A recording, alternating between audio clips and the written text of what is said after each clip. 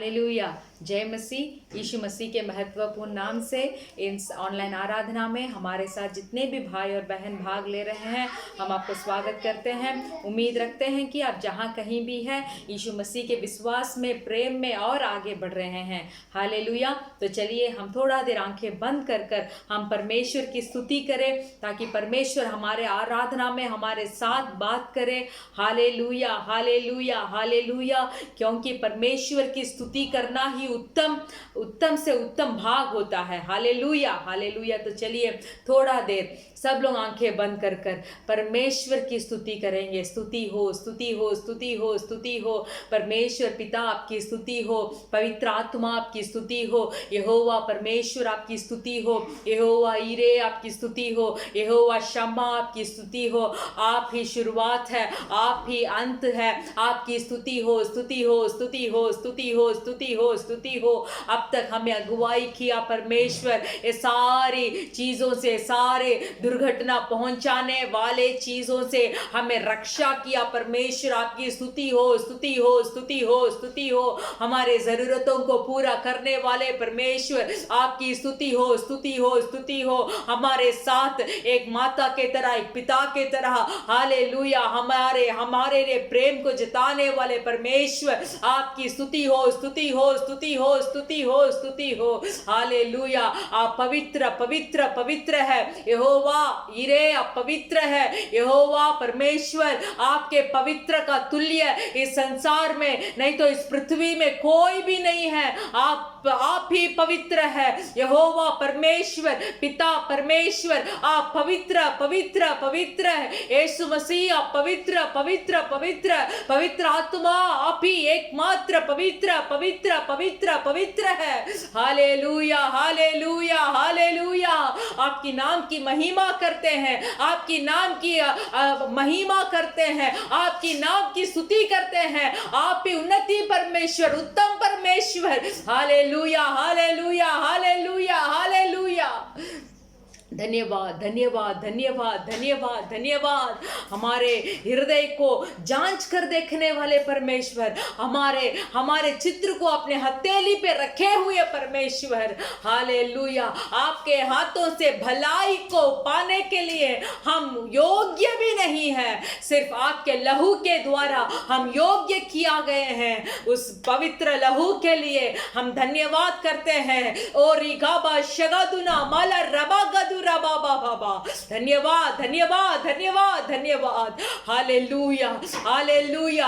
हमें स्थिर रखने वाले परमेश्वर, अंतिम दिनों में हमारे पवित्रताई में हम अटल रहने के लिए हमें स्थिर रखने वाले परमेश्वर, आपकी स्तुति हो। उस परलोक राज्य तक पहुंचाने तक आप हमें छोड़ेंगे नहीं, त्यागेंगे नहीं, पवित्रताई में और आगे बढ़ाते रहेंगे। हमें आपके लहू के द्वारा आप शुद्ध करने के लिए हम धन्यवाद बोलते हैं, हम धन्यवाद बोलते हैं। आज के इस आराधना को आपके हाथ में हम समर्पण करते हैं। जितने भी भाई और बहन जो जरूरतों के साथ परमेश्वर मुझसे इनके बारे में बात करना है, ये चीज के बारे में मुझे आज परमेश्वर से एक अच्छा उत्तर चाहिए बोलकर जो कोई इंतजार के साथ बैठे हैं परमेश्वर आज के वचन उनके लिए एक अच्छा फल देने के तरह होना चाहिए परमेश्वर।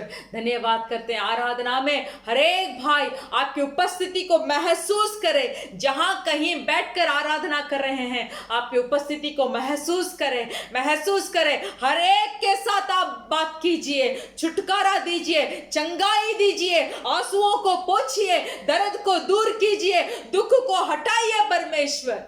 धन्यवाद, आप ऐसे करने जा रहे हैं। हम धन्यवाद बोलते हैं। परमेश्वर यीशु मसीह के नाम से मांगते हैं पिता, आमेन। Hallelujah, hallelujah. जरूर दिन निकट है कि हम नीले आसमान के ऊपर पार जाएंगे जहां हमारे यीशु मसीह रहते हैं।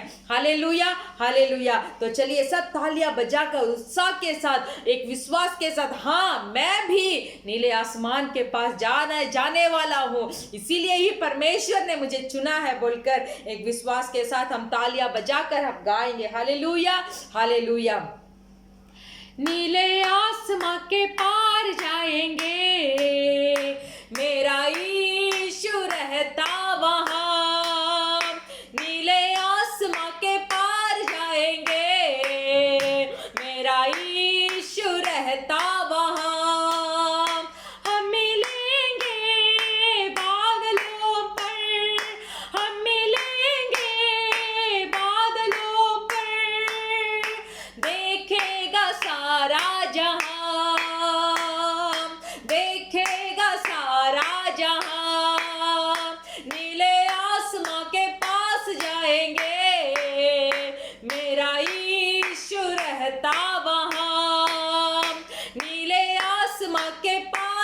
जाएंगे, मेरा यीशु रहता वहाँ। उसका कोई भी वादा न होगा अधूरा, हर एक वादा उसका होता है पूरा। उसका कोई भी वादा, उसके आने का वादा भी होगा पूरा। देखेगा सारा जहां, उसके आने का वादा भी होगा पूरा। देखेगा सारा जहां, उसका कोई भी वादा ना होगा पूरा। देखेगा सारा जहां, नीले आसमां के पार जाएंगे, मेरा यीशु रहता वहाँ। नीले आसमां के पार जाएंगे, मेरा यीशु रहता वहाँ। उसका कोई भी वादा ना होगा अधूरा, हर एक वादा उसका होता है पूरा। उसका कोई भी वादा, उसके आने का वादा भी होगा पूरा। देखेगा सारा जहां, उसके आने का वादा भी होगा पूरा। देखेगा सारा जहां, नीले आसमां के पार जाएंगे, मेरा यीशु रहता वहाँ। नीले आसमां के पार जाएंगे, मेरा यीशु रहता वहाँ। ये विश्वास है मेरा जो होगा पूरा, सपना ये मेरा ना रहेगा अधूरा। ये विश्वास है मेरा, उसके संग हम रहेंगे अपने यीशु के। देखेगा सारा जहां, उसके संग हम रहेंगे अपने यीशु के। देखेगा सारा जहां, रिगा बाशादु नमला रबा बाबा बाबा। नीले आसमां के पार जाएंगे, मेरा यीशु रहता वहाँ। थैंक यू लॉर्ड, हम भी आएंगे, नीले आसमां के पार जाएंगे, मेरा यीशु रहता वहाँ। हम मिलेंगे बादलों पर, हम मिलेंगे बादलों पर।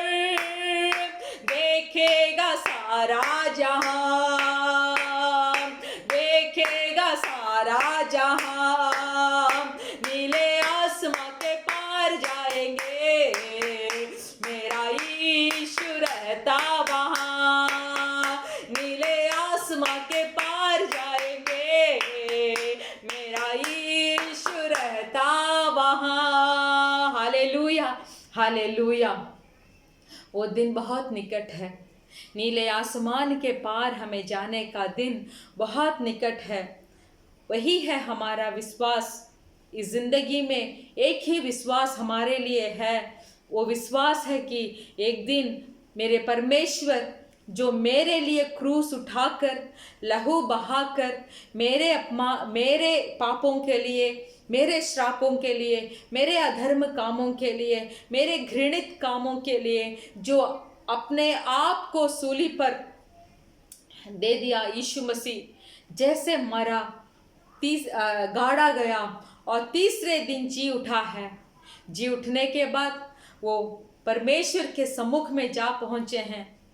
वो सिर्फ परमेश्वर के सम्मुख में जाकर पहुँचे ही नहीं, हमारा एक तसल्ली देने वाला पवित्र आत्मा को भी हमें दिए हैं। जो पवित्र आत्मा हमें पापों से छुटकारा देकर, हमें सही मार्ग पर चलाकर, हर बार हमें शिक्षा दे देकर हमें सही मार्ग पर चलवाकर परमेश्वर का सिद्ध को पूरा करने के लिए और उस पवित्र स्थान को पहुंचाने के में हमें मदद करते हैं।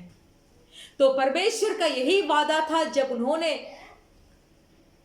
ऊपर गए, मैं जिस तरीके से जा रहा हूं उसी तरीके से मैं वापस भी आऊंगा। वैसे उनका स्वर्गदूत भी कहा था कि ऊपर क्यों देख रहे हो। जैसे वो परमेश्वर ऊपर गए हैं वही आकाश से वो फिर से आएंगे हमें लेने के लिए, इस संसार के सारे दुख और दर्द से हमें बचाकर, सारे जो हमारा हृदय को चोट पहुंचाती है, परेशानी देती है, चिंता को देती है, ये सारे चीजों से हमें छुटकारा देकर हमें उनके सन्निधान में लेकर जाएंगे। वही हम विश्वासियों का दिया हुआ एक वादा है। हालेलुया। और वो वादा को जरूर पूरा करेंगे। Hallelujah, hallelujah, hallelujah. इसीलिए कोई भी काम के लिए चिंता मत कीजिए। आगे के दिन के बारे में सोचने में क्या लाभ है, चिंता करके क्या लाभ है। एक पक्षी को अगर परमेश्वर अपने हाथों से उसका रक्षा करते हैं तो अपने हाथों से सृष्टि किया हम और आप उनके आंखों में कितने विशेषित तरीके के बने हुए मनुष्य हैं। हालेलुया। इसीलिए कोई बात के लिए चिंता मत कीजिए। हमारे साथ सब मिलकर करता हूं मैं तेरी चिंता, तू क्यों चिंता करता है, सब मिलकर हम गाएंगे। करता हूं मैं तेरी चिंता, तू क्यों चिंता करता है। आंसुओं की घाटियों में हाथ ना छोड़ूंगा तेरा। यीशु मसीह हमें देखकर बताते हैं, करता हूं मैं तेरी चिंता, तू क्यों चिंता करता है। आंसुओं की घाटियों में हाथ ना छोड़ूंगा तेरा। आंसुओं की घाटियों में हाथ ना छोड़ूंगा तेरा। मेरी महिमा तू देखेगा, खुद को मेरे हाथों में दे दे। मेरी शक्ति में है तुझको देता हूँ, चलाऊंगा हर दिन इसी जगह में। मेरी शक्ति में तुझको देता हूँ, चलाऊंगा हर दिन इसी जगह में। करता हूँ मैं तेरी चिंता, तू क्यों चिंता करता है। आंसुओं की घाटियों में हाथ ना छोड़ूंगा तेरा।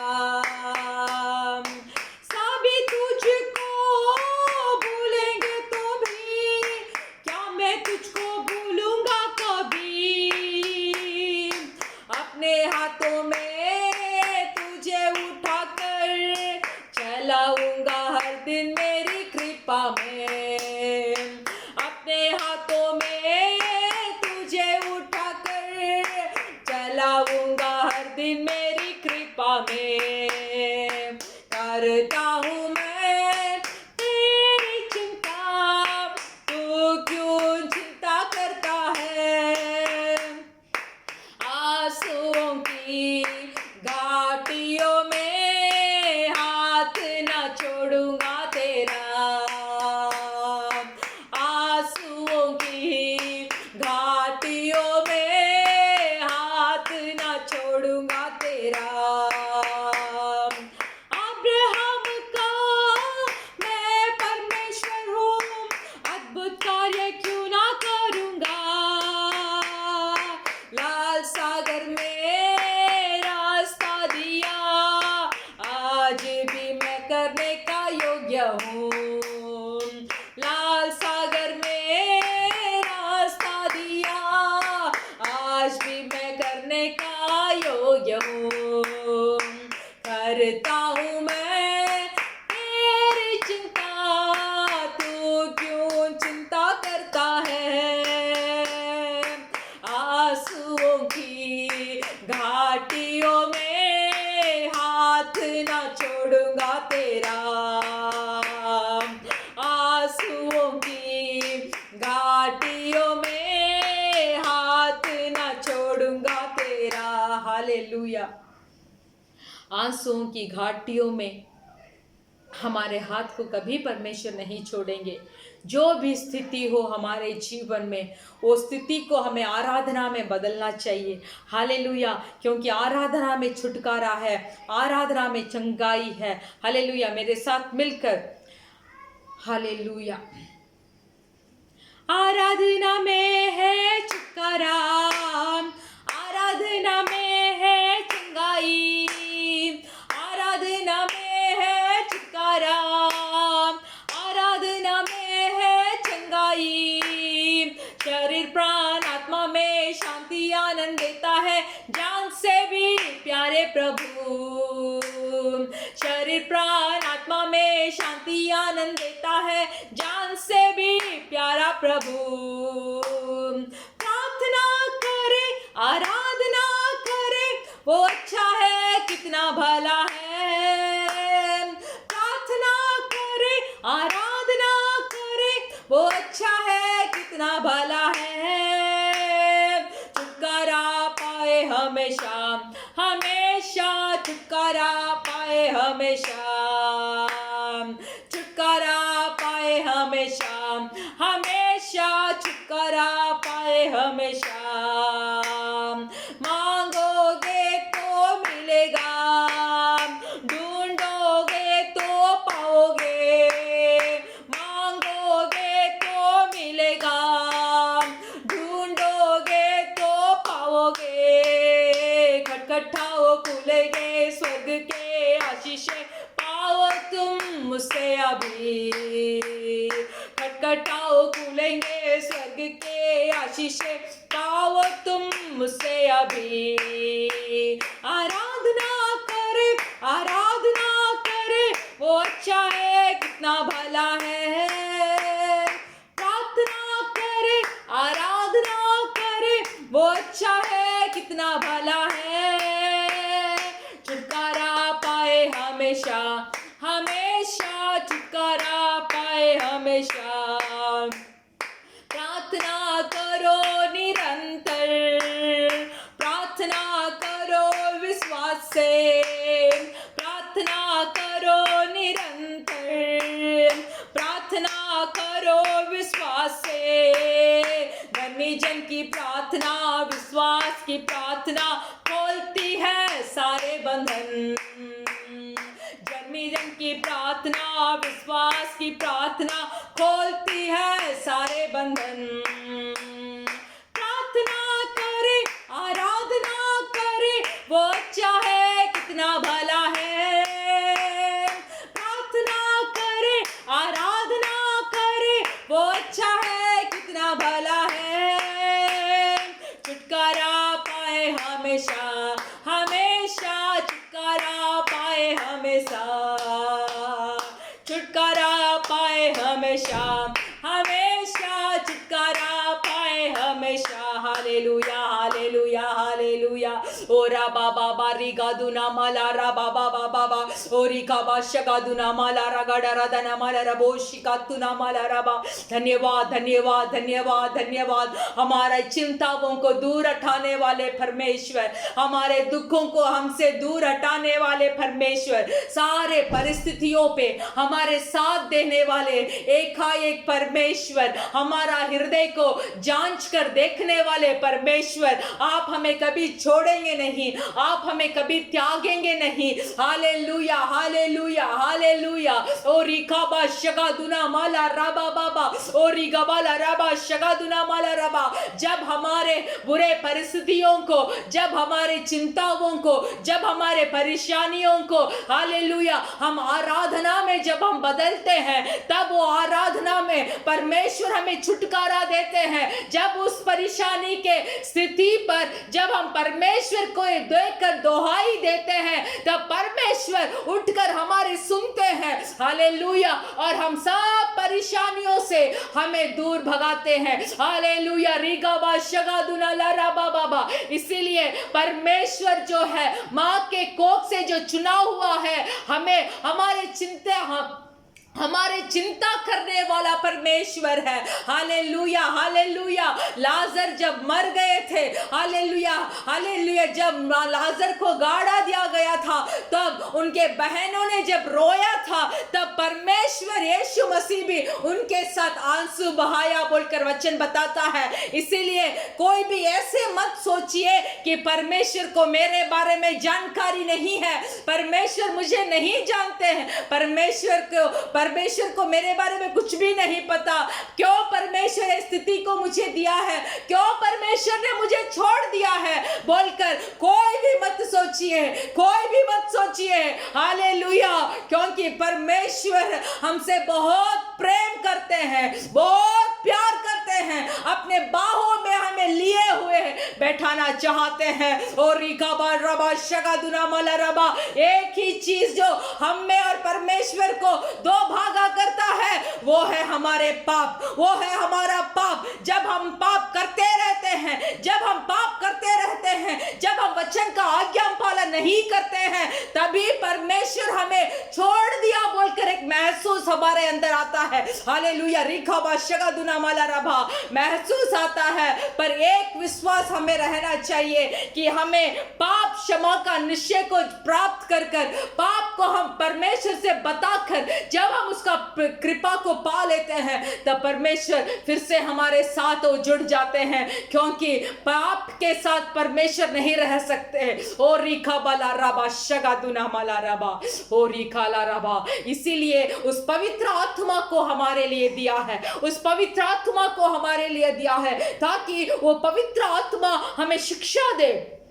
जो पाप हम कर रहे हैं वो पाप के बारे में हमें शिक्षा दे, डांट कर हमें सिखाए कि ये पाप है, इसको मत कर। हालेलुया, रिखा वाशगा दुना मला रबा। तो चलिए सब अपने हाथ को उठाकर बोलिए, परमेश्वर आज तक मैं जो जो पाप को किया हूँ वो पाप को मैं आपसे बता देता हूँ, आपसे बता देता हूँ। हालेलुया, शारीरिक लाश से पाप किया हूँ, मांस के लाश से मैं पाप किया हूँ, हाले लालसा से मैंने पाप किया हूँ, आंखों की लालसा से मैंने पाप किया हूँ, कानों के लालसा से मैंने पाप किया हूँ। ये पाप को मुझे क्षमा कीजिए, मैं बताकर मैं क्षमा पाना चाहता हूँ। आज इस पवित्र आत्मा के अभिषेक से मुझे भरा कर, हालेलुया, निरंतर आपके सम्मुख में आकर बैठने का सामर्थ्य आज मुझे बना दे परमेश्वर। हालेलुया, रिदाना माखला रबा, हालेलुया, हालेलुया। सब मिलकर मेरे साथ, पवित्र आत्मा, पवित्र आत्मा मुझे ले जाए यीशु के चरणों में। पवित्र आत्मा, मेरे साथ मिलकर हाथ उठाकर, पवित्र आत्मा, पवित्र आत्मा मुझे ले जाए यीशु के चरणों में। पवित्र आत्मा तेरे लिए, सिर्फ तेरे लिए, तेरे लिए यीशु, तेरे लिए, तेरे लिए यीशु, तेरे लिए मैं हाथ उठाता हूँ। पवित्र आत्मा में भर दे, पवित्र आत्मा रिगा बाला रबो शांदना लरा, मुझे ले जाए यीशु के चरणों में। पवित्र आत्मा घुटने टिका कर, सर झुका कर, हाथ उठाता तेरे लिए। घुटने टिका कर, सर झुका कर, हाथ उठाता तेरे लिए, तेरे लिए, सिर्फ तेरे लिए, तेरे लिए यीशु, तेरे लिए, तेरे लिए यीशु, तेरे लिए, तेरे लिए, सिर्फ तेरे लिए मैं हाथ उठाता हूँ।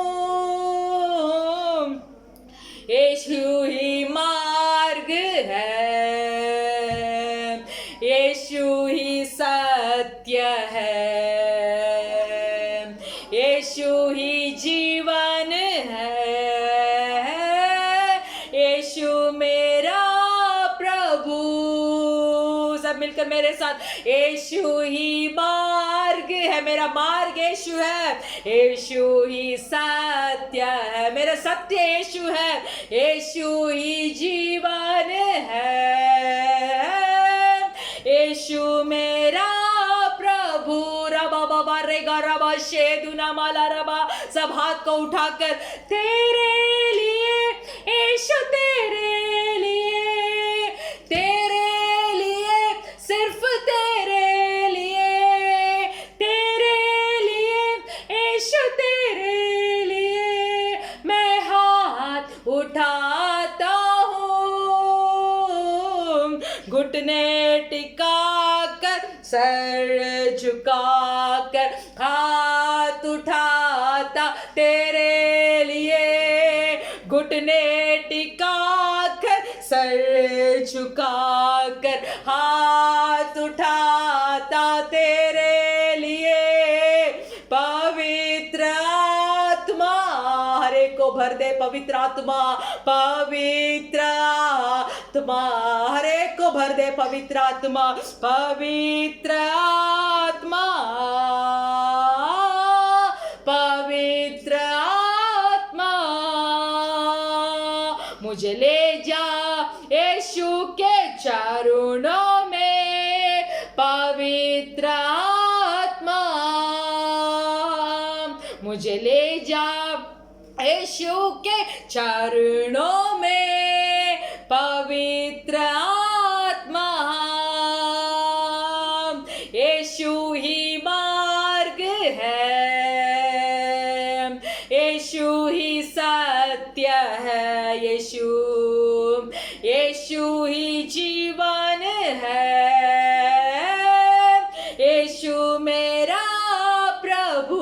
हालेलुया, हालेलुया, तालियां बजाकर पवित्र आत्मा को, हालेलुया, रिगावा शगादुना माला रबा, पवित्र आत्मा को स्वीकार कीजिए। बोलिए मुझे भी भर पवित्र आत्मा, हर दिन हर पल निरंतर आपके सम्मुख में बैठने के लिए, हालेलुया, और आपके चरणों तक मुझे लेके आने के लिए उस पवित्र आत्मा से मुझे भर। इस अंतिम दिनों में आपका तसल्ली देने वाला पवित्र आत्मा मुझे चाहिए, मुझे डांट कर सिखाने वाला पवित्र आत्मा मुझे चाहिए, मुझे उकसाने वाला पवित्र आत्मा मुझे चाहिए, विश्वास में मुझे दृढ़ खड़े रखने वाला पवित्र आत्मा मुझे चाहिए बोलकर तालियां बजाकर हाथों को उठाकर बोलिए पवित्र आत्मा मुझे भर दे, पवित्र आत्मा मुझे भर दे। Hallelujah, hallelujah, hallelujah, thank you God.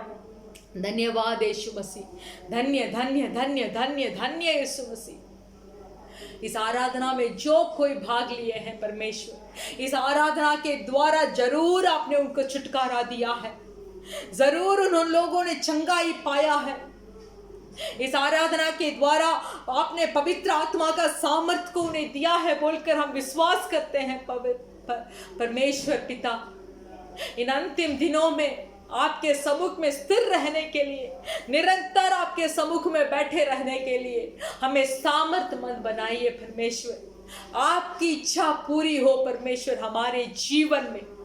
धन्यवाद करते हैं, एक भी पल आपसे दूर नहीं होना चाहिए।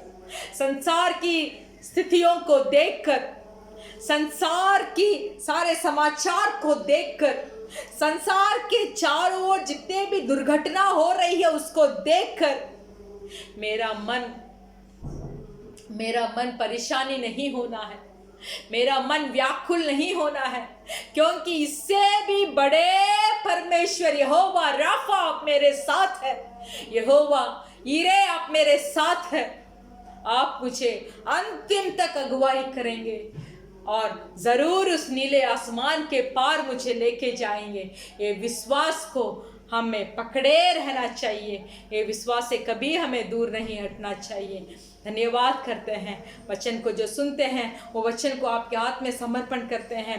आप हमें अगुवाई कीजिए, यीशु मसीह के नाम से मांगते हैं पिता, आमेन। Hallelujah, hallelujah. तो चलिए हम हमारे भजन संगीता पढ़ेंगे। भजन संगीता का 3रा अध्याय पढ़ेंगे हम। सहायता के लिए प्रातःकाल प्रार्थना। हालेलुया।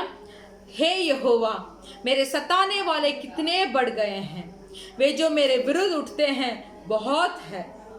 बहुत से मेरे प्राण के विषय में कहते हैं कि उसका बच्चा परमेश्वर के ओर से नहीं हो सकता, परंतु ये यहोवा, तू मेरे चारों ओर मेरी ढाल है।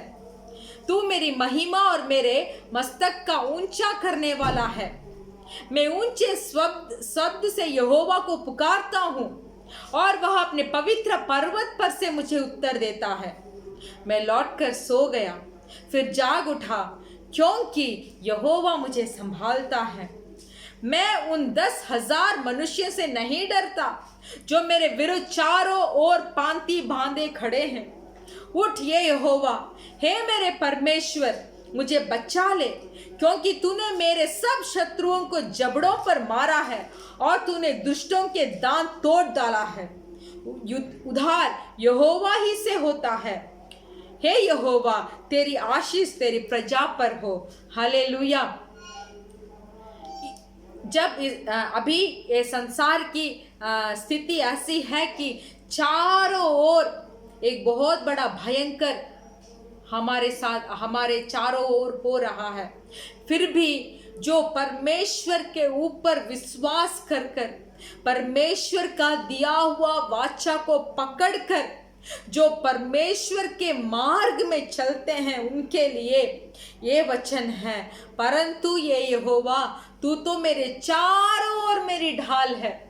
आमीन। चारों ओर भयंकर संसारिक लोगों के लिए है, पर जो परमेश्वर के ऊपर अपना भरोसा को रखकर परमेश्वर के पांव तले बैठकर उस पांव को जो जोर से जड़ के तरह पकड़ा होता है, उनके लिए परमेश्वर चारों ओर ढाल बना रहता है। Hallelujah, hallelujah. तो इसीलिए परमेश्वर ही हमें संभालते हैं, परमेश्वर ही हमें रक्षा करते हैं। इसीलिए कोई बात के लिए चिंता मत करिए, क्योंकि हमारे लिए चिंता करने वाले एक ही खुदा पिता परमेश्वर उस स्वर्ग पे विराजमान बैठे हैं, हमारे लिए चिंता करने वाले हैं। Hallelujah, hallelujah. तो लगातार प्रार्थना करते रहिए। तो चलिए हम सब हाथ उठाकर इस अच्छे भजन संगीता, तीसरा भजन संगीता में परमेश्वर जो हमारे चारों ओर हमारे लिए ढाल बना बैठे हैं, उस वचन के लिए हम स्तुति कर धन्यवाद कर हमारे देशों के लिए हम प्रार्थना करेंगे। सब विश्वास के साथ गहरे हृदय से प्रार्थना कीजिए। Hallelujah, hallelujah, hallelujah. धन्यवाद यीशु मसीह। इस अच्छे भजन संगीता के लिए हम धन्यवाद कहते हैं। हमारे चारों ओर तो महामारी फैली है, हमारे चारों ओर भूकंप हो रहा है, हमारे चारों ओर अकाल पड़ रहा है, हमारे चारों ओर बाढ़ आ रही है, हमारे चारों ओर मृत्यु हो रही है, फिर भी परमेश्वर हम आपके ऊपर भरोसा रखे हैं। हालेलुया।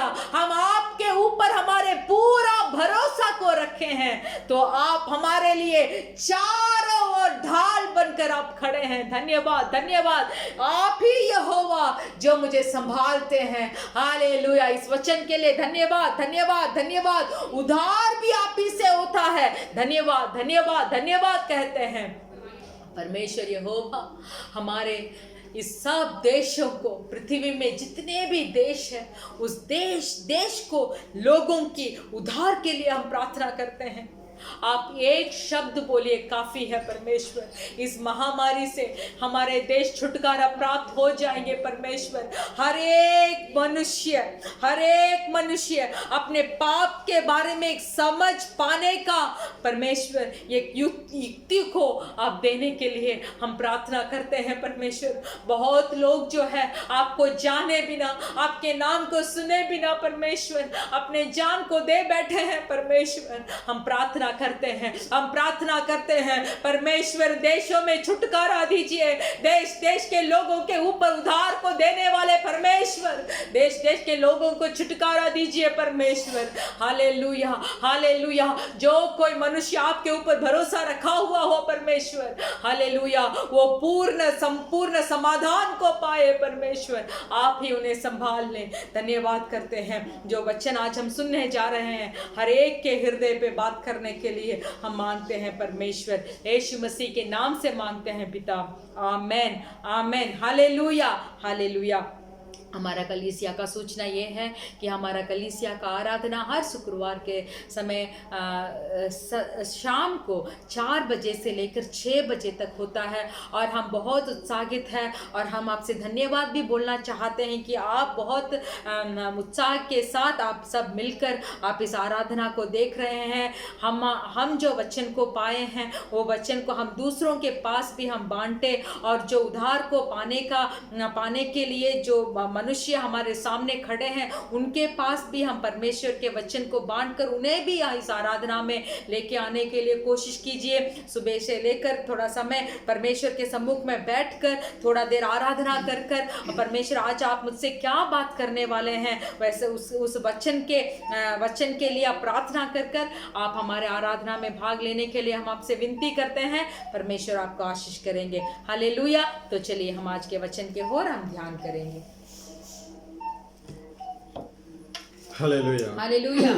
நாளும் இயேசு கிறிஸ்து நாமத்தினால் உங்களை ஒவ்வொருவரையும் வாழ்த்திக் கொள்கிறோம்। आज के दिन भी यीशु मसीह के नाम से हम आपको स्वागत करते हैं। தொடர்ந்து இந்த நாட்கள் அதிகமாக நீங்கள் ஜெபித்துக் கொள்ளும்படியாக கேட்டுக்கொள்கிறோம்। लगातार इन दिनों के लिए आप अच्छा से प्रार्थना करने के लिए हम आपसे विनती करते हैं। இந்த கொரோனா வைரஸ் உடைய செகண்ட் வேவ் ஆனது ये कोरोना महामारी का ये दूसरा भाग जो है ஒவ்வொரு தேசங்களையும் அதிகமாக பாதிப்புக்குள்ள கொண்டு एक देश में उसका नुकसान बहुत ज्यादा हो रहा है। நம்மளுடைய ஜெபம் தான் அந்த நாட்டில் தேசங்களை பாதுகாக்கக்கூடியது। इसीलिए हमारा प्रार्थना ही देशों को रक्षा कर सकता है। அதனால அதிகமாக தேவ சமூகத்தில் அமர்ந்திருங்க।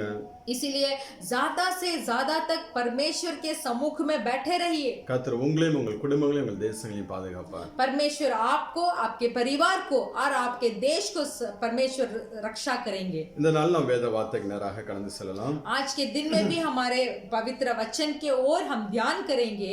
எடுத்துக்கொள்ளும் என்னாகும் 21ஆம் அதிகாரம் हम लेंगे गिनती का पुस्तक पुराना नियम में गिनती का पुस्तक का 21वां अध्याय 8-9 वचनங்களை நாம் வாசிக்கலாம்। और उसका 8 और 9 वचन को हम पढ़ेंगे। यहोवा ने मूसा से कहा, एक तेज विष वाले सांप की प्रतिमा बनवाकर खंबे पर लटका, तब जो सांप से डसा हुआ उसको देख ले वह जीवित बचेगा।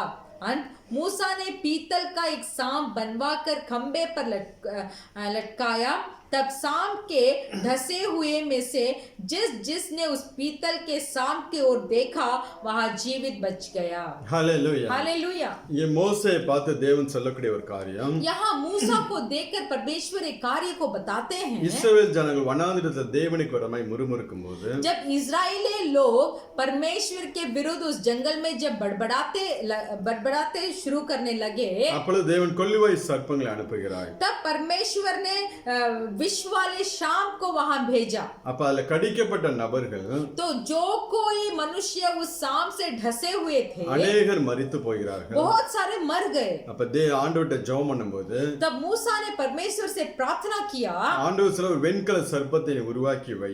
तब परमेश्वर ने मूसा से कहा कि एक पीतल का सांप को बनवा, அதை நோக்கி பார்க்கும்போது எல்லாரும் பிழைப்பார்கள் என்று சொல்லுகிறார்। जो कोई सांप से ढसे हुए हैं वो पीतल सांप को जो कोई देखेगा वो बच जाएगा। அதன்படியே அங்கே மரிக்க இருக்கிறவர்கள் எல்லாம் பிழைத்தார்கள்। तो इसी तरीके से जो सांप से ढसने के बाद मरने पर थे वो उस पीतल सांप को देखकर बच गए। இன்றைக்கும் ஆண்டவரை இயேசு கிறிஸ்துவை நோக்கி பார்க்கிற பிள்ளைகள் आज भी जो कोई परमेश्वर यीशु मसीह को देखता है, நமக்காக அந்த கல்வாரி சிலுவையை தன்னையே ஒப்பு கொடுத்த தேவன், हमारे लिए उस कलवरी क्रूस में अपने आप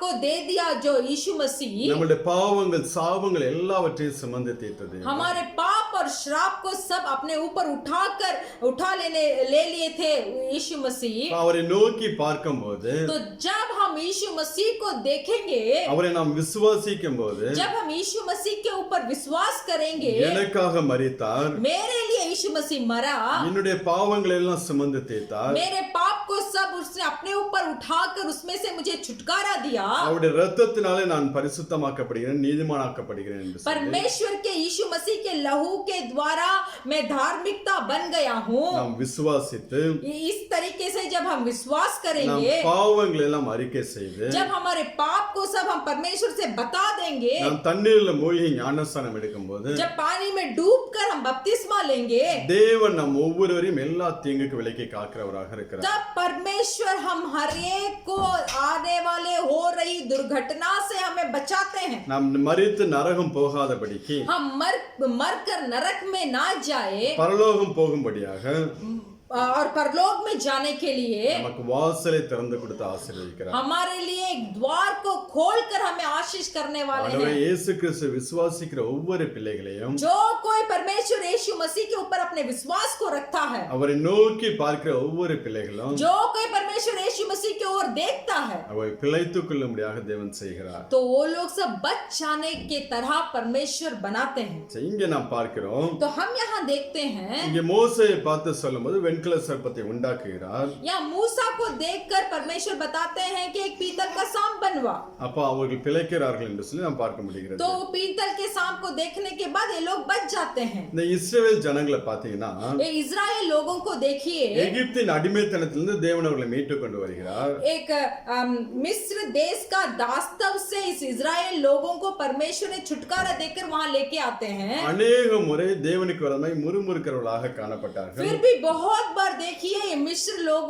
परमेश्वर के विरुद्ध बड़बड़ाते ही है। ஒவ்வொருத்தரையும் தேவன் ஏதாவது ஒரு சிக்ஷைகளை அனுப்பி வைப்பார். इसीलिए एक बार परमेश्वर कुछ शिक्षा को उन्हें देते हैं। இப்ப இங்கே நாம் பார்த்தோம் என்றால் तो हम यहाँ देखते हैं, இங்கே நாம் வாசிக்கலாம், அது 21ஆம் அதிகாரம் 5வது வசனத்தை तो வாசிக்கலாம். वही गिनती 21वां अध्याय का 5वां वचन को हम पढ़ेंगे।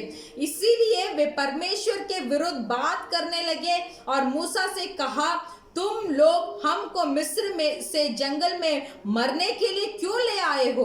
यहाँ ना तो रोटी है और ना पानी, और हमारे प्राण इस निकम्मी रोटी से दुखित है। இந்த இஸ்ரவேல் ஜனங்களை ये इस्राएल लोगों को தேவன் பரலோக மன்னாவினால் ஒவ்வொரு நாளும் போஷித்தார். परमेश्वर इस परलोक के मन्ना से प्रतिदिन उन्हें खाना देते हैं। கண்மலையை திறந்து அவர்களுக்கு தண்ணீர் குடிக்க தண்ணீர் கொடுத்தார். उनको चट्टान में से पीने के लिए पानी को देते हैं। ஆனால் அவர்கள் சொல்லுகிறார்கள், फिर भी ये लोग बोल रहे हैं, எங்களுக்கு இந்த உணவு அற்பமான உணவாக இருக்கிறது, मैं हमारे लिए ये खाना बहुत दुख देता இது है, மனதுக்கு வெறுப்பாக இருக்கிறது என்று சொல்லும்போது ये हमारे मन के लिए अच्छा नहीं लग रहा அப்பொழுது है। கர்த்தர் கொள்ளிவாய் சர்ப்பங்களை அனுப்புகிறவராக இருந்தார். तो इस तरीके की बातें जब परमेश्वर के विरुद्ध इजराइल लोगों बात करने लगे, तब परमेश्वर ने एक विशेष विष वाले सांप को वहां भेजा। இந்த ஜனங்களை போஷித்த அந்த மன்னாவை குறித்து நான் பார்த்தோம் என்றால் ये परमेश्वर इन इजराइल लोगों को खाने के लिए जो मन्ना को दिए थे, अगर उस मन्ना के बारे में हम देखेंगे तो வாசிக்கலாம். யாத்திராகமம் 16ஆம் அதிகாரம் 31வது வசனம். हम पढ़ेंगे निर्गमन का पुस्तक का 11वां अध्याय 16:31. 16वां अध्याय का 21वां वचन। इजराइल के घराने उस वस्तु का नाम मन्ना रखा और वह धनिया के समान सफेद था और उसका स्वाद मधु के बने हुए पुए का सा था। அது தேனிட்ட ஒரு பணிகாரம் போல அந்த ஒரு டேஸ்ட் இருந்தது. वो देखिए वो मन्ना का स्वाद एक मधु के बने हुए पुए का सा था। அதுதான் அவர்களுக்கு கசப்பாக, அதாவது இது எங்களுக்கு வெறுப்பாக இருக்கிறது என்று சொல்லுகிறார்கள். तो देखिए एक मधु जैसा मीठा होने वाला एक मन्ना को खा के ये इजराइल लोग परमेश्वर से विरुद्ध बात करने लगे कि ये मन्ना हमारे मन को दुख देता है। இந்த மன்னாவை குறித்து சங்கீதக்காரன் சொல்லுகிறான், और भी इस मन्ना के बारे में भजन संगीता में कहा गया है। 78, 24, 25 வசனங்களை வாசிக்கலாம். हम भजन संगीता का 78, 78 का 24, 25. 24 और 25 को हम देखेंगे।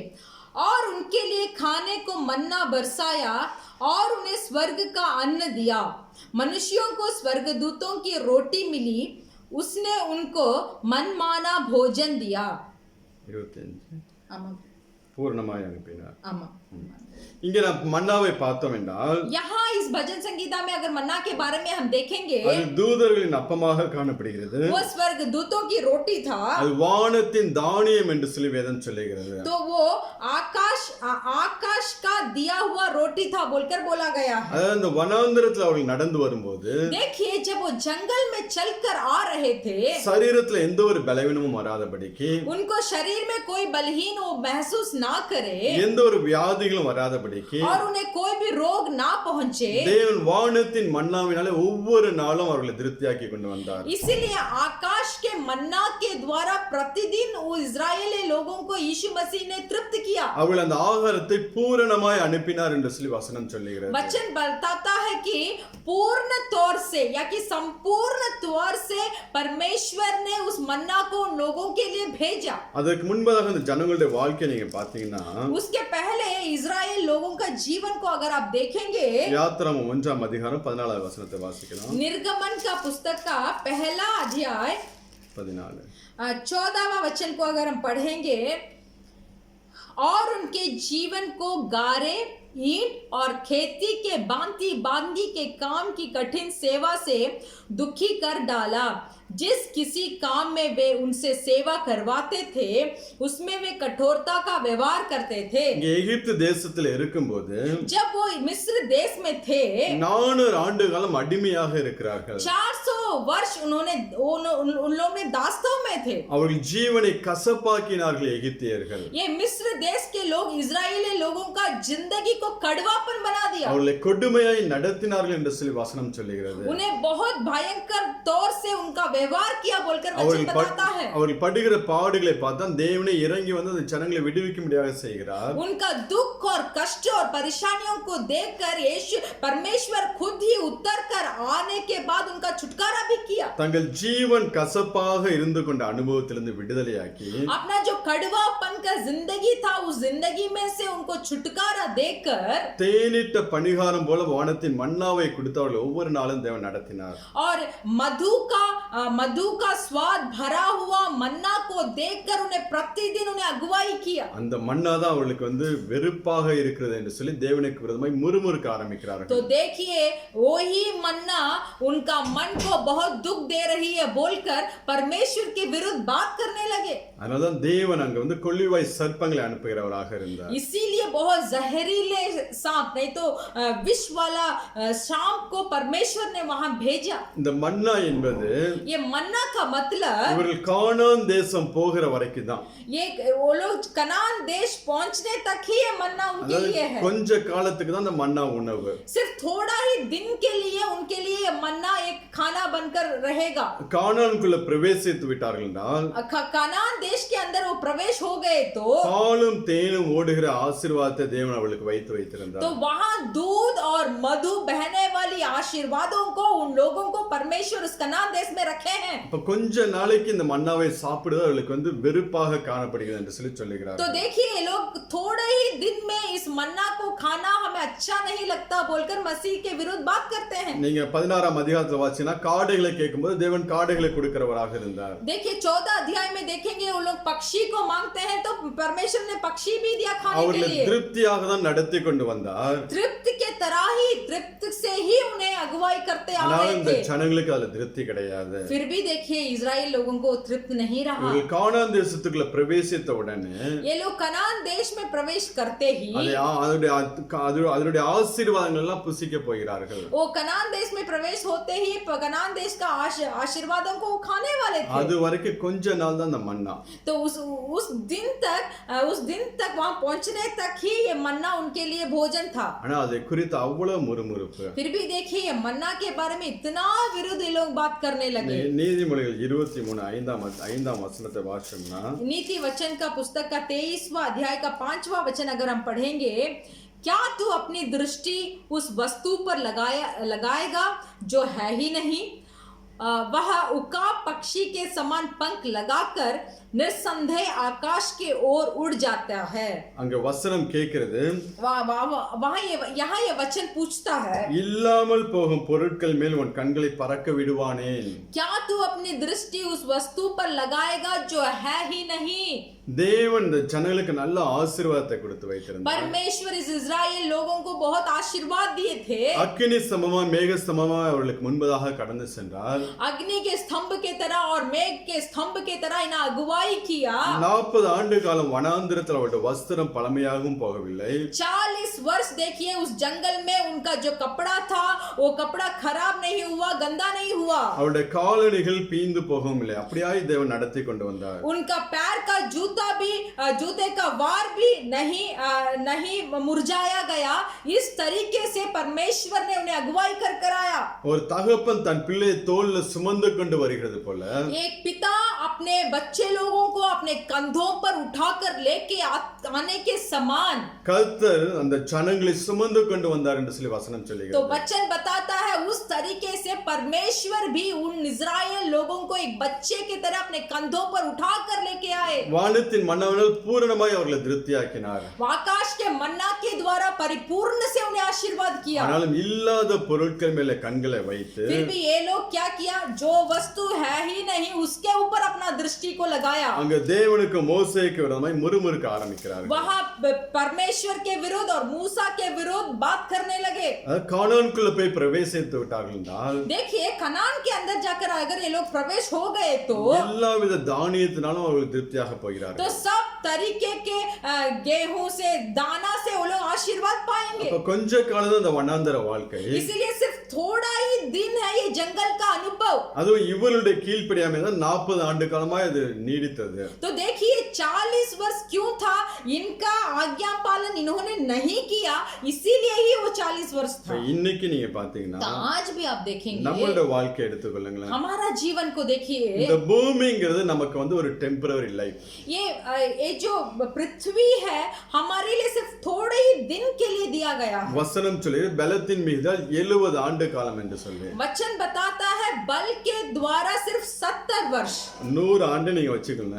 ऐसा रख लीजिए कि 100 वर्ष भी हम जीवित रहेंगे। அதற்கு பிறகு இந்த பூமியை விட்டு நாம் கடந்து போக வேண்டும். उसके बाद इस पृथ्वी को छोड़कर हमें जाना ही है।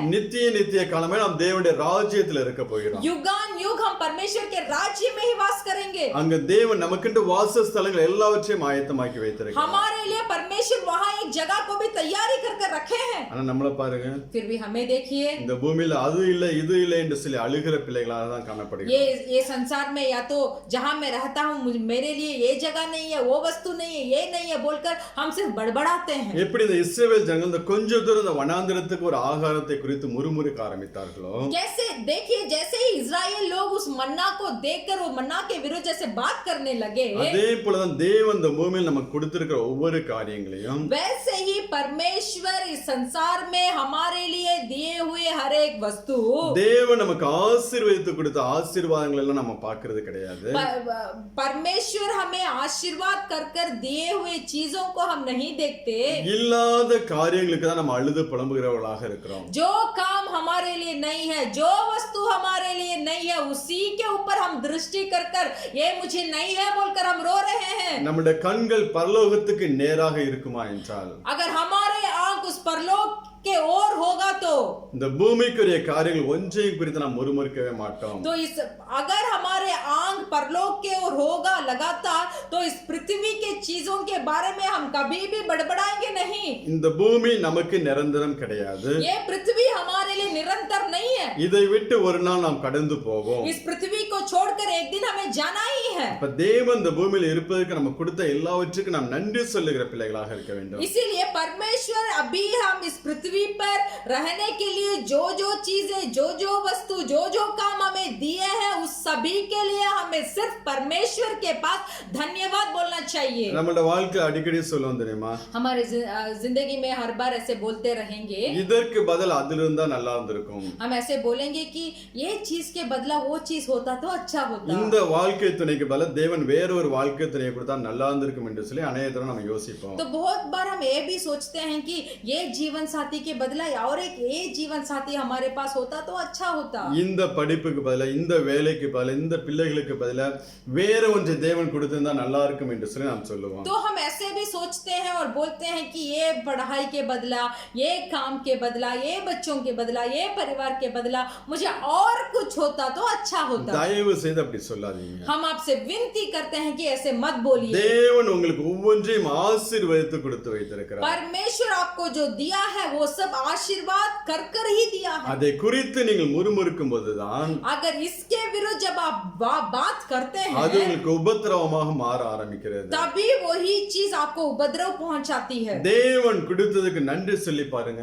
परमेश्वर का दिया हुआ काम के लिए, वस्तु के लिए धन्यवाद बोलकर देखिए। நீ கொடுத்த குடும்பத்துக்காக நன்றி ஆண்டவரே. जो परिवार को आपने दिया है उसके लिए धन्यवाद நீ प्रभु। கொடுத்த வேலைக்காக நன்றி. जो काम आपने मुझे दिया है काम के लिए धन्यवाद நான் प्रभु। இருக்கிற வாழ்க்கை சூழ்நிலைக்காக நன்றி. जो जीवन, जो परिस्थिति में मैं अभी रह रहा हूँ, ये परिस्थिति के लिए धन्यवाद प्रभु। நன்றி சொல்லும்போது ऐसे अगर आप धन्यवाद बोलेंगे தேவன் இன்னும் இன்னும் நம்மளை ஆசீர்வதிக்கிறவராக இருக்கிறார். तो परमेश्वर और भी हमें आशीष करना शुरू करेंगे। முறுமுறுக்கிறவளாக ஒரு நாளும் இருந்து விடக்கூடாது. इसीलिए मसीह के, यीशु मसीह के दिए हुए कार्य के विरुद्ध कभी भी आप बात मत இந்த कीजिए। பூமிக்குரிய காரியம் எல்லாம் ஒரு டெம்பரவரி தாங்க.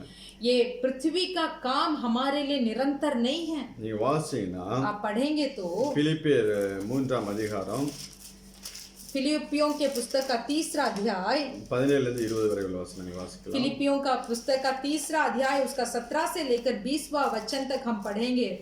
हे भाइयों, तुम सब मिलकर मेरी सी चाल चलो और उन्हें पहचान रखो जो इस रीति पर चलते हैं जिसका उदाहरण तुम हम में पाते हो, क्योंकि बहुत से ऐसी चाल चलते हैं जिनकी चर्चा मैंने तुमसे बार बार की है और अब भी रो रो कर कहता हूँ कि मैं अपनी चाल चलन से मसीह के क्रूस के भैरी हैं। उनका अंत विनाश है, उनका ईश्वर पेट है।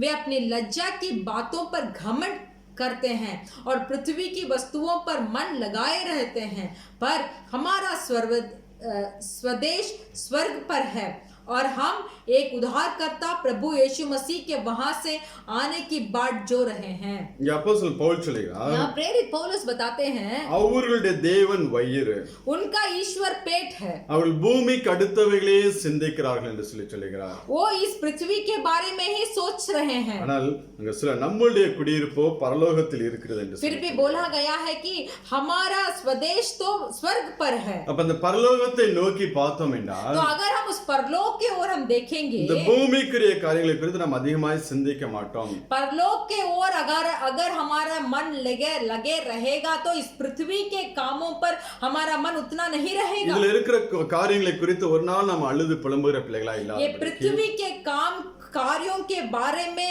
हम कभी भी आंसू ना बहाए, इसीलिए பரலோகத்தை நோக்கி ஓடுகிற பிள்ளைகளாக हमें परलोक के ओर हमें देखकर दौड़ना चाहिए। இதெல்லாம் கொஞ்ச காலம், ये सब थोड़ा இந்த दिन, பாடுகள் கொஞ்ச காலம், ये कष्ट थोड़ा இந்த दिन, உபத்திரவம் கொஞ்ச ये காலம், उपद्रव थोड़ा दिन। நான் நித்தியமாய் தேவனோட கூட இருப்பேன் என்று சொல்லி मैं युगान युग में मेरे परमेश्वर के साथ रहूंगा बोलकर நம்முடைய இருதயத்துல ஒரு வாஞ்சை உண்டாகும். हमारा मन में एक आशा आनी चाहिए।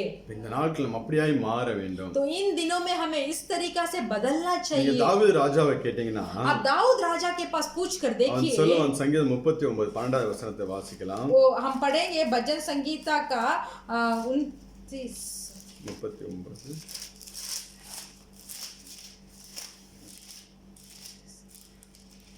39 भजन संगीता उसका 12 उसका 12 वचन।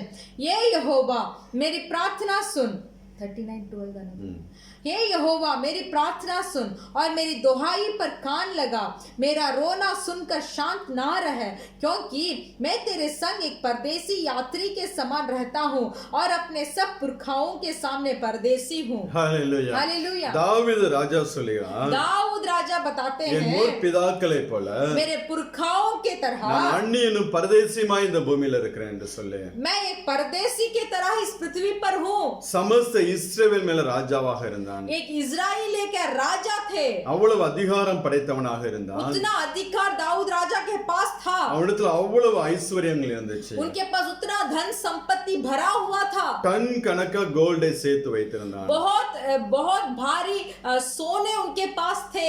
தேவனுடைய ஆலயம் முழுவதும் தங்கத்தினாலே இழைக்கப்படும்படியாக परमेश्वर की कलीसिया सिर्फ सोना से बनाने के लिए அவ்வளவு ஐஸ்வரியத்தை சேர்த்து வைத்தார். उतना धन संपत्ति को इकट्ठा कर रखे थे அவன் दाऊद। சொல்லுகிறான், அந்த பூமியில் நான் அந்நியனும் பரதேசியுமாய் இருக்கிறேன் என்று तो சொல்லி वही दाऊद बताते हैं, इस पृथ्वी पर मैं एक परदेसी हूँ। ஆபிரகாம், ஈசாக்கு, யாக்கோபு எல்லாருடைய வாழ்க்கை நீங்க பாத்தீங்கன்னா अब्राहम, इसहाक और याकूब के सबके जिंदगी को अगर आप தங்களை देखेंगे, அந்நியரும் பரதேசியும் என்று அறிக்கையிட்டார்கள்.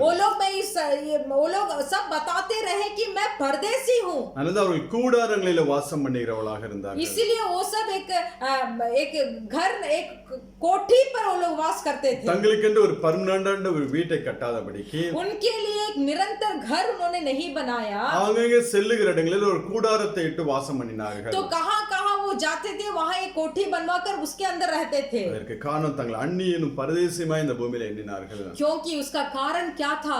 ये सब लोग अपने आप को इस संसार में एक अन्य हूँ और मैं परदेसी हूँ बोलकर अपने आप को समझ लिए थे। இந்த பூமிக்கு ஆசீர்வாதங்களை முக்கியத்துவப்படுத்தாமல் வாழ்ந்தார்கள். ये पृथ्वी का आशीर्वाद को उन्होंने प्रधान नहीं बनाया। அதனால தேவன் எல்லாவற்றிலும் அவளை ஆசீர்வதித்தார். फिर भी देखिए, परमेश्वर सब चीजों से उन्हें आशीर्वाद किया। நீங்க சங்கீதம் 37 आप भजन संगीता का 16வது வசனத்தை வாசிக்கலாம்.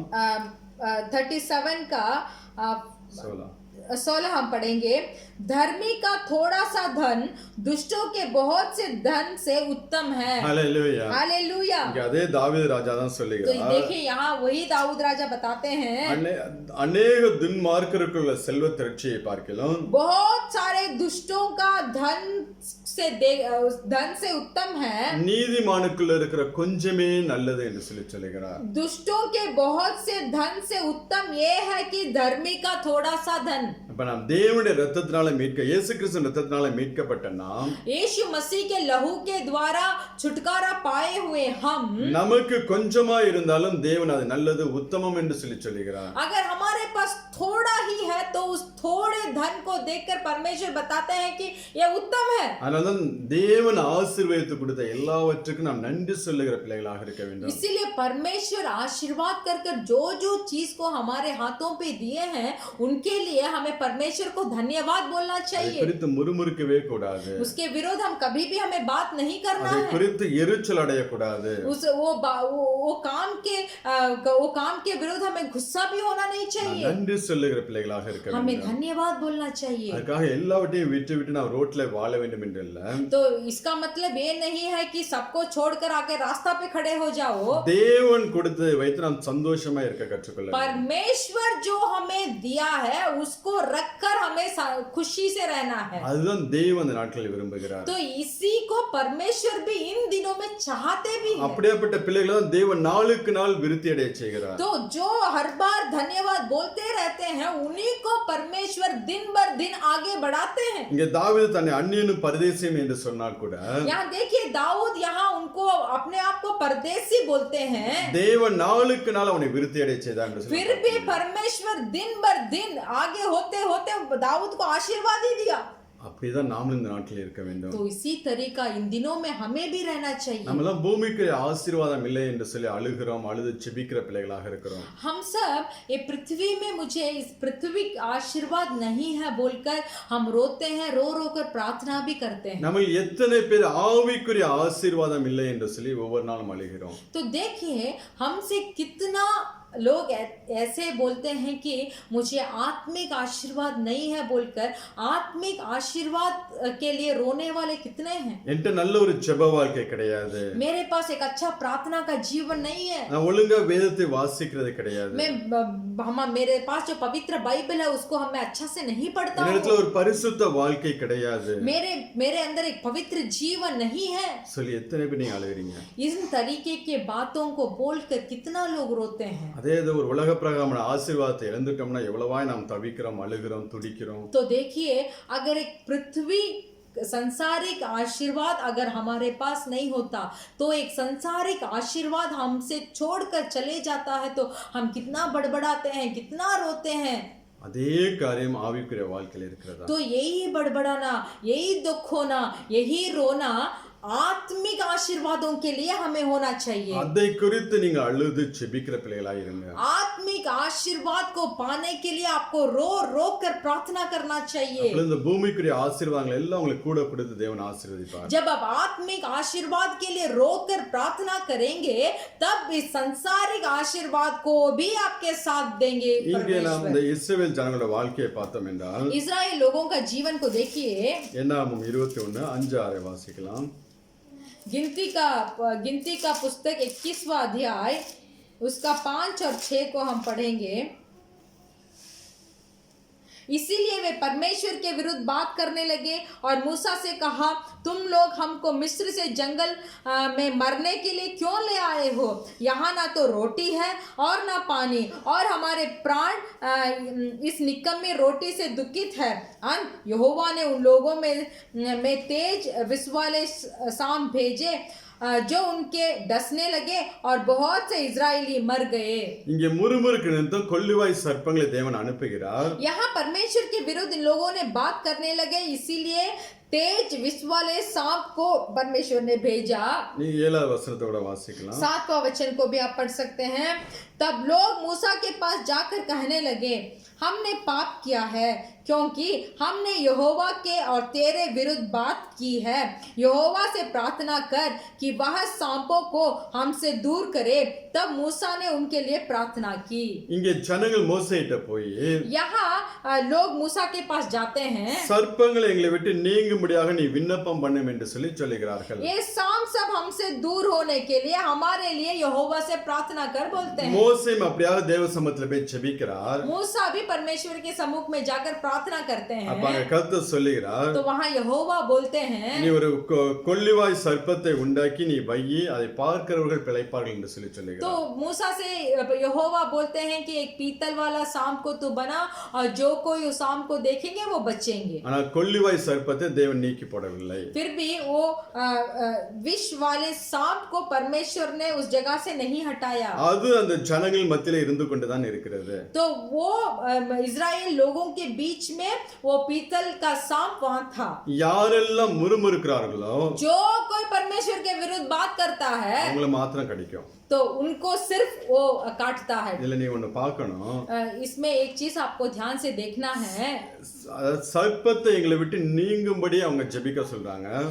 इस सांप को हमारे बीच से हटा दे, इस तरीके से मूसा प्रार्थना कीजिए बोलकर मूसा से बताते हैं। மோசே அப்படியே ஜெபிக்கிறார். मूसा भी उसी तरह ही प्रार्थना करते हैं। ஆனால் தேவன் சர்ப்பத்தை நீக்கி போடவில்லை. फिर भी परमेश्वर यहोवा सांप को उनके बीच से नहीं हटाए। மோசே अनेक ஜெபத்தை நான் வேதத்துல பார்க்க முடியும். मूसा का बहुत सारे प्रार्थना को हम हमारे पवित्र बाइबल में देख सकते हैं। தேவனுக்கு விரோதமா இவங்க முறுமுறுக்கும் போது जब कभी ये इजरायली लोग परमेश्वर के विरुद्ध बात करते हैं, தேவன் மோசேயை பார்த்து சொல்வார், परमेश्वर मूसा को देखकर बताते हैं, என்னை விட்டுவிடு இந்த ஜனத்தை நான் அழித்து போடு என்று சொல்லி சொல்லுவார். मुझे छोड़ दे ताकि मैं इन लोगों को नष्ट कर दूं। இப்ப மோசே திறப்புல நின்னு ஜெபிக்கும் போது तब मूसा परमेश्वर के द्वार में खड़े होकर जब प्रार्थना करते हैं, தேவன் கோபத்தை விட்டு திரும்பி அவர்கள் மேல் மனமிறங்கி அவர்களை ஆசீர்வதிப்பார். तब परमेश्वर अपने कोप से थोड़ा कोप कम कर क्रोध कम कर उनके ऊपर दया कर उन्हें माफ करते हैं। அந்த சூழ்நிலையை தேவன் மாற்றி போடுவார். तो वो परिस्थिति को परमेश्वर बदल डालेंगे। சங்கீதம் 90 நாம் வாசிக்கலாம். மோசேயின் ஜெபம் என்று சொல்லி अनेक வார்த்தைகள் நாம் வாசிக்க முடியும். भजन संगीता का 90 में हम पढ़ सकते हैं। मूसा का बहुत सारे प्रार्थना वहां लिखा गया है। அப்படி ஜெபம் பண்ணின மோசே தான் இப்பொழுது ஜெபம் பண்ணுகிறார். तो उस तरीके के प्रार्थना किया मूसा अभी भी प्रार्थना करते हैं। ஆனால் தேவன் அங்க அந்த சர்ப்பத்தை நீக்கி போடாமல் फिर भी परमेश्वर उस विष भरे हुए सांप को वहां से नहीं हटाते। அதுல கடிக்கப்பட்டவர்களுக்கு ஒரு சொல்யூஷன், ஒரு டெம்பரரி சொல்யூஷனை தேவன் அங்கே கொடுக்கிறார். तो जो कोई सांप से ढसे हुए हैं उन्हें बचाने के लिए एक तरकीब वहां निकालते அது हैं। ஒரு டெம்பரரி சொல்யூஷன் தான். वो तरकीब सिर्फ एक थोड़ा ही पल के लिए थी। ஆனால் அந்த டெம்பரரி பிரச்சனை இவங்க தான் ரொம்ப நாளா இழுத்து கொண்டு போய் விட்டார்கள். फिर भी देखिए वो थोड़ा दिन का परेशानी को ये लोग बहुत दिन बना चुके थे। அதாவது ஒரு 200 ஆண்டு காலம் அந்த வெண்கல சர்ப்பத்தை அவர்கள் நோக்கி பார்க்கிறவர்களாக இருந்தார்கள். देखिए 800 वर्ष तक ये इजरायली लोगों उस पीतल का बनाए हुए सांप को देखने का एक स्थिति उनका था। அது அவர்களுடைய கீழ்ப்படியாமை நிமித்தம். तो इसका कारण सिर्फ वही इजरायली लोग थे जो परमेश्वर का आज्ञा पालन नहीं किया। மோசே உண்டாக்கினது எசேக்கியேல் ராஜா வந்து அதை உடைத்து போடுவான். देखिए इस पीतल का सांप को मूसा ने बनवाया था। फिर 800 वर्ष के बाद ही एजेकियल आकर इस सांप को वहां से तोड़ डालते हैं। நம்மளுடைய வாழ்க்கையிலும் हमारा जीवन में भी தேவன் சில நேரங்களில் நம்மளை உபத்திரவத்துக்குள்ள அனுப்புவார். परमेश्वर कुछ समय हमें एक उपद्रव के अंदर हमें भेजते हैं। நீங்க வாசிங்களா 119ஆம் சங்கீதம் आप पढ़ सकते हैं 119 भजन संगीता 71 72 வாசிக்கலாம்.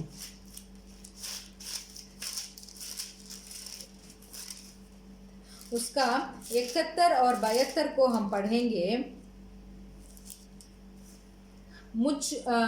मुझे जो दुख हुआ वह मेरे लिए भला ही हुआ है, जिससे मैं तेरे विधियों को सीख सकूं। तेरी दी हुई व्यवस्था मेरे लिए हजारों रुपयों और मोहरों से भी उत्तम है।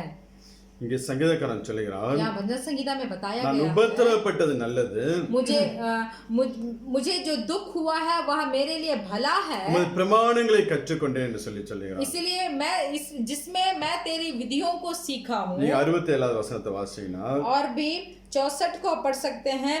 ये यहोवा तेरी करुणा पृथ्वी में भरी हुई है, तू मुझे अपनी विधियां सिखा। உபத்திரவப்படுவதற்கு முன்பதாக வழி தப்பி நடந்தேன். उपद्रव के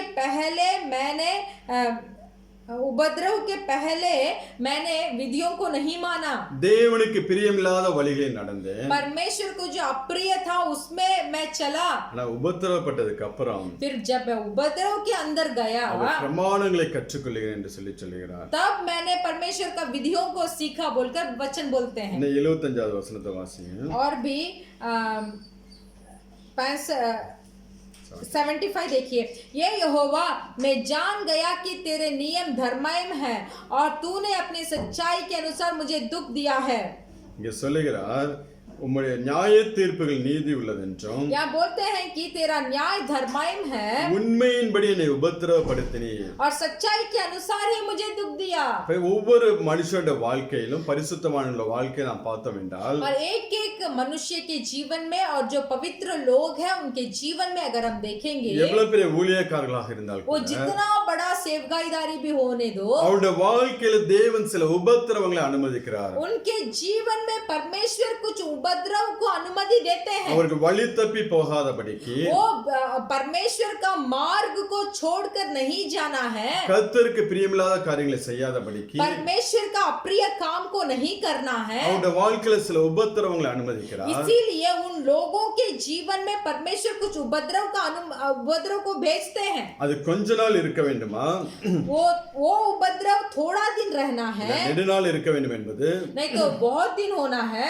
நம்மளுடைய கையில தான் இருக்கு. तो ये उपद्रव थोड़ा दिन होना है या तो बहुत दिन चलना है बोलकर ये काम हमारे कामों में हमारे हाथों पे दिया गया நாம் है। எந்த அளவுக்கு சீக்கிரமாய் தேவனுக்கு கீழ்ப்படிகிறோமோ, हम जितना से जितना जल्दी परमेश्वर का आज्ञा पालन करते हैं, எதற்காக தேவன் அந்த உபத்திரவத்தை நமக்கு அனுமதித்தாரோ, इसीलिए इस उपद्रव को परमेश्वर ने मुझे भेजा है। அதில் நாம் சரிப்படும் போது जब उस उपद्रव से हम अपने आप को ठीक कर लेंगे, அதை நம்மளை விட்டு நீங்கும்படியாக செய்கிறார். तब तुरंत परमेश्वर उस उपद्रव को हमारे से दूर हटाते हैं। நீங்க வாசிச்சீங்கன்னா எபிரேயர் 12ஆம் அதிகாரம் आप पढ़ सकते हैं इब्रानियों का पुस्तक का 12 अध्याय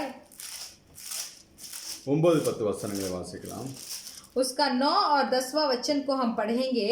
फिर जबकि हमारे शारीरिक पिता भी हमारी ताड़ना किया करते थे और हमने उनका आदर किया, तो क्या आत्माओं के पिता की ओर भी अधीन ना रहे जिससे हम जीवित रहे? वे तो अपनी अपनी समझ के अनुसार थोड़े दिन के लिए ताड़ना करते हैं, पर वहाँ तो हमारे लाभ के लिए करता है कि हम भी उसकी पवित्रता के भागी हो जाए।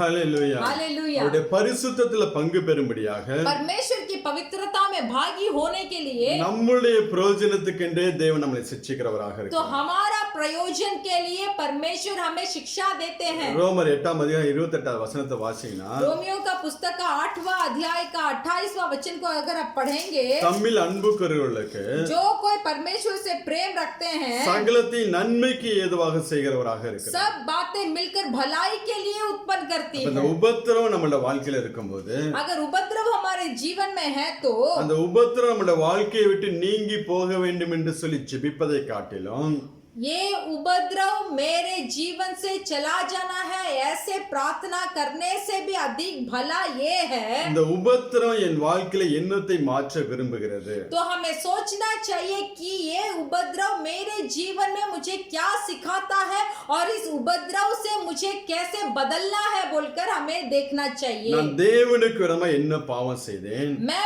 परमेश्वर के विरुद्ध क्या पाप किया हूँ, தேவனுக்கு பிரியமில்லாத காரியம் எதை செய்தேன் என்று परमेश्वर का अप्रिय काम में क्या किया हूँ बोलकर நம்மளை நாமே நாம் ஆராய்ந்து பார்க்க வேண்டும். हम अपने आप को जांच कर कर देखना है। நம்முடைய வாழ்க்கையில் வரக்கூடிய உபத்திரவத்தை நாம் பிரயோஜனப்படுத்திக் கொள்ள வேண்டும். हमारा जीवन में जिंदगी में जो कोई उपद्रव आता है उस उपद्रव को हम प्रयोजन करना चाहिए। தேவன் நம்முடைய நன்மைக்காகவே நம்மளை சிட்சிக்கிறவராக இருக்கிறார். परमेश्वर हमारे भलाई के लिए ही हमें शिक्षा देते हैं। அவருடைய பரிசுத்தத்தில் பங்குள்ள பிள்ளையாய் நாம் மாறும்படியாக நம்மளை சிட்சிக்கிறவராக இருக்கிறார். परमेश्वर के पवित्रताई में हम भी भाग लेने के लिए ही हमें शिक्षा देते हैं। அந்த ஒரு உபத்திரம் நம்மளோட வாழ்க்கையில வரும்போது, तो देखिए एक उपद्रव अगर हमारे जिंदगी में आती है அது எந்த விதத்துல வேணாலும் வரலாம். वो कोई भी तरीका से आ सकता है। ஒண்ணு நம்மளோட சரீர பலவீனமா இருக்கலாம், வியாதியா இருக்கலாம், ऐसा है कि वो हमारा शरीर शारीरिक बलहीन हो सकता है, नहीं நம்மளோட तो एक வாழ்க்கை रोग हो सकता है। நம்மளோட வாழ்க்கை துணைகள் நமக்கு ஒரு உபத்திரமாய் மாறலாம். हमारा जीवन साथी हमारे लिए एक उपद्रव बन सकते हैं। நம்மளுடைய குடும்பங்கள் பிள்ளைகள் மூலமா வரலாம். हमारा परिवार और हमारे बच्चों के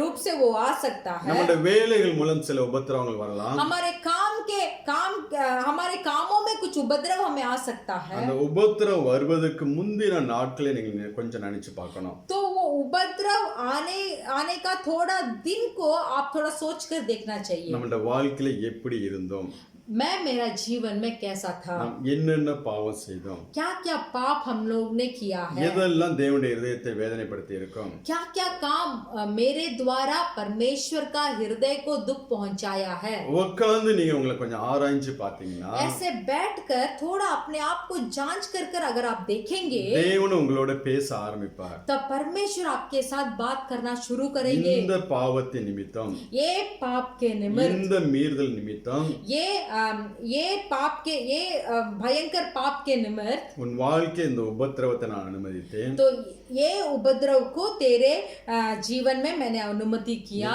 சரியாகும்படியாக. तू ठीक होने के लिए। அந்த கீழ்ப்படிதல் என்னைக்கு நமக்குள்ள வருகிறதோ, परमेश्वर का आज्ञा पालन करने का एक चीज एक कार्य जब हमारे जीवन में आता है, என்னைக்கு நம்மளை நாம் தேவ சமூகத்தில் வைத்து நம்மளை நிதானித்து பார்க்க ஆரம்பிக்கிறோமோ, जब कभी हम परमेश्वर के सम्मुख में बैठकर हम अपने आप को जब हम जांच कर कर देखते हैं, நம்ம நிதானித்து தேவ சமூகத்தில் அறிக்கை பண்ணி நாம் ஜெபிக்கும் போது, जब हम अपने आप को जांच करने के बाद हमारे सब कार्य के बारे में पापों को बारे में परमेश्वर से बोलकर जब हम बता देते हैं, தேவன் அந்த உபத்திரவத்தை நம்முடைய வாழ்க்கையை விட்டு எடுத்து போடுகிறவராக. तब परमेश्वर इस उपद्रव को हमारे जीवन से हटा देते हैं। அதனால உபத்திரவம் மாற வேண்டும் என்று சொல்லி கண்ணீர் விட்டு ஜெபிப்பது பெரிய காரியம் இல்ல. इसीलिए उपद्रव मेरे जीवन से चला जाना चाहिए या हट जाना चाहिए बोलकर आंसू बहाकर प्रार्थना करना बहुत बड़ा काम नहीं है। அந்த உபத்திரவத்தை நீ பிரயோஜனமாக்கி, इस उपद्रव को आप प्रयोजन बनाकर நீ அந்த வேத பிரமாணங்களுக்கு கீழ்ப்படுகிற பிள்ளைகளாய் மாறும்போதுதான் इस पवित्र बाइबल के व्यवस्था को अगर आप आज्ञा पालन करेंगे, கர்த்தருடைய ஆசீர்வாதம் நம்முடைய வாழ்க்கையில கடந்து வரும். तब परमेश्वर का आशीर्वाद हमारी जिंदगी में அதுக்காக आएगा। தேவன் நம்முடைய வாழ்க்கையில சில உபத்திரவங்களை அனுமதிக்கிறார். इसीलिए ही परमेश्वर कुछ तरीके के उपद्रव को हमारे जीवन में अनुमति देते हैं। அதனால அதை குறித்து முறுமுறுக்காதீங்க. इसीलिए उसके बारे में आप परमेश्वर के विरुद्ध बात मत कीजिए। தேவன் நம்முடைய வாழ்க்கையில அனுமதித்திருக்கிற குறித்து ஒரு நாளும் முறுமுறுக்காதீங்க. परमेश्वर जो काम को हमारे जिंदगी में अनुमति दिए हैं उसके बारे में परमेश्वर के विरुद्ध आप बात मत कीजिए। சகலத்தின் தேவன் நன்மைக்கு ஏதுவாய் செய்து முடிக்கிறவராக இருக்கிறார். सब चीजों को परमेश्वर हमारे लिए भलाई बुराई करने वाले हैं। இப்படி இந்த வெண்கல சர்ப்பத்தை நீங்க பாத்தீங்கன்னா देखिए जैसे ये पीतल का सांप को அந்த சுரூபத்தை वो पीतल का सांप को அதை எசேக்கியாங்கிற ராஜா வந்து உடைத்து போடுகிறவனாக இருந்தான். वो पीतल का सांप को एजेकिया राजा आकर तोड़ डालते हैं। நீ வாசிக்கலாம் 2 ராஜாக்கள் 18ஆம் அதிகாரம். आप पढ़ सकते हैं दूसरा राजाओं का पुस्तक उसका 18 अध्याय 4வது வசனத்தை நான் வாசிக்கலாம். उसका 4था वचन को हम पढ़ेंगे। उसने ऊंचे स्थान गिरा दिया, लाठों को तोड़ दिया, अशोरा को काट डाला। पीतल का जो सांप मूसा ने बनवाया था उसको उसने इस कारण चूर चूर कर दिया कि उन दिनों तक इजराइली उसके लिए धूप जलाते थे और उसने उसका नाम नहुशतान रखा। அதாவது அந்த வனாந்தரத்துல ஒரு டெம்பரரி சொல்யூஷனாக தான் தேவன் அந்த வந்து அந்த கொள்ளுவாய் சர்ப்பத்தை உண்டாக்கும்படியாக சொன்னார். देखिए उस जंगल में इस पीतल का बनाया हुआ सांप को कुछ थोड़े ही दिन के लिए तरकीब बनाकर वहां रखे थे। ஆனால் ஏகദേശம் ஒரு 800 ஆண்டு காலம் அவர்கள் அதை வைத்திருந்தார்கள். फिर भी देखिए ये लोग 800 वर्ष तक उस पीतल का सांप को वहां रखे थे। அதாவது மோசேயுடைய நாட்கள் பார்த்தீங்கன்னா இயேசு கிறிஸ்து வருவதற்கு முன்பு ஒரு 1400 ஆண்டுகள். यीशु मसीह का जिंदगी को देखिए वो ஒரு 1400 இயேசு கிறிஸ்து வருவதற்கு முன்பதாக ஒரு 1400 ஆண்டுகளுக்கு முன்பதாக மோசே அந்த காரியத்தை செய்கிறார்.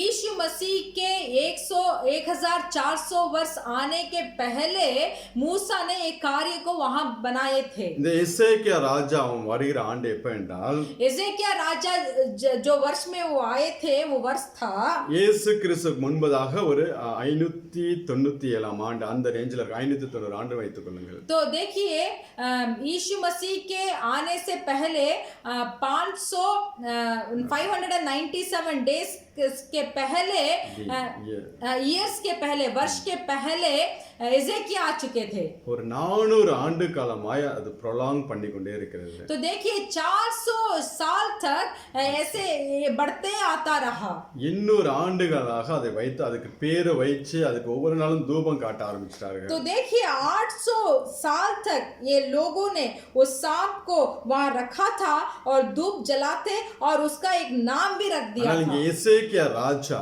फिर भी देखिए हिजकिया राजा அவன் அதை எடுத்து உடைத்து போடுகிறவனாக இருக்கிறான். तो ये सांप को तोड़ डालने वाला था. இது எனக்கு ஒரு சொல்யூஷன் கிடையாது. ये मेरे लिए एक तरकीब नहीं है. நான் தேவனை சார்ந்து வாழ ஆரம்பித்தால் जब मैं परमेश्वर के ऊपर भरोसा रखकर நான் जीऊंगा தேவனுக்கு கீழ்ப்படிய ஆரம்பித்தால் जब मैं परमेश्वर का आज्ञा पालन करूंगा இதோட அவசியம் எனக்கு வேண்டியதில்லை என்று சொல்லி तो ये पीतल का सांप का आवश्यक मुझे नहीं है बोलकर எசேக்கியா அதை உடைத்து போடுகிறவனாக இருக்கிறான். तो इजकिया वो पीतल का सांप को तोड़ डालते हैं. அதுக்கு முன்பதாக தாவீது ராஜா இருந்தாரு. ये इजकिया दिन के पहले दाऊद राजा थे. அவன் கூட அந்த வெண்கல சர்ப்பத்தை தொடவில்லை. दाऊद राजा वो पीतल का सांप को नहीं छुआ. பெரிய பெரிய தீர்க்கதரிசிகள் இருந்தார்கள். எலிசா எலியா இருந்தார்கள். बहुत बड़े बड़े भविष्यवक्ता थे.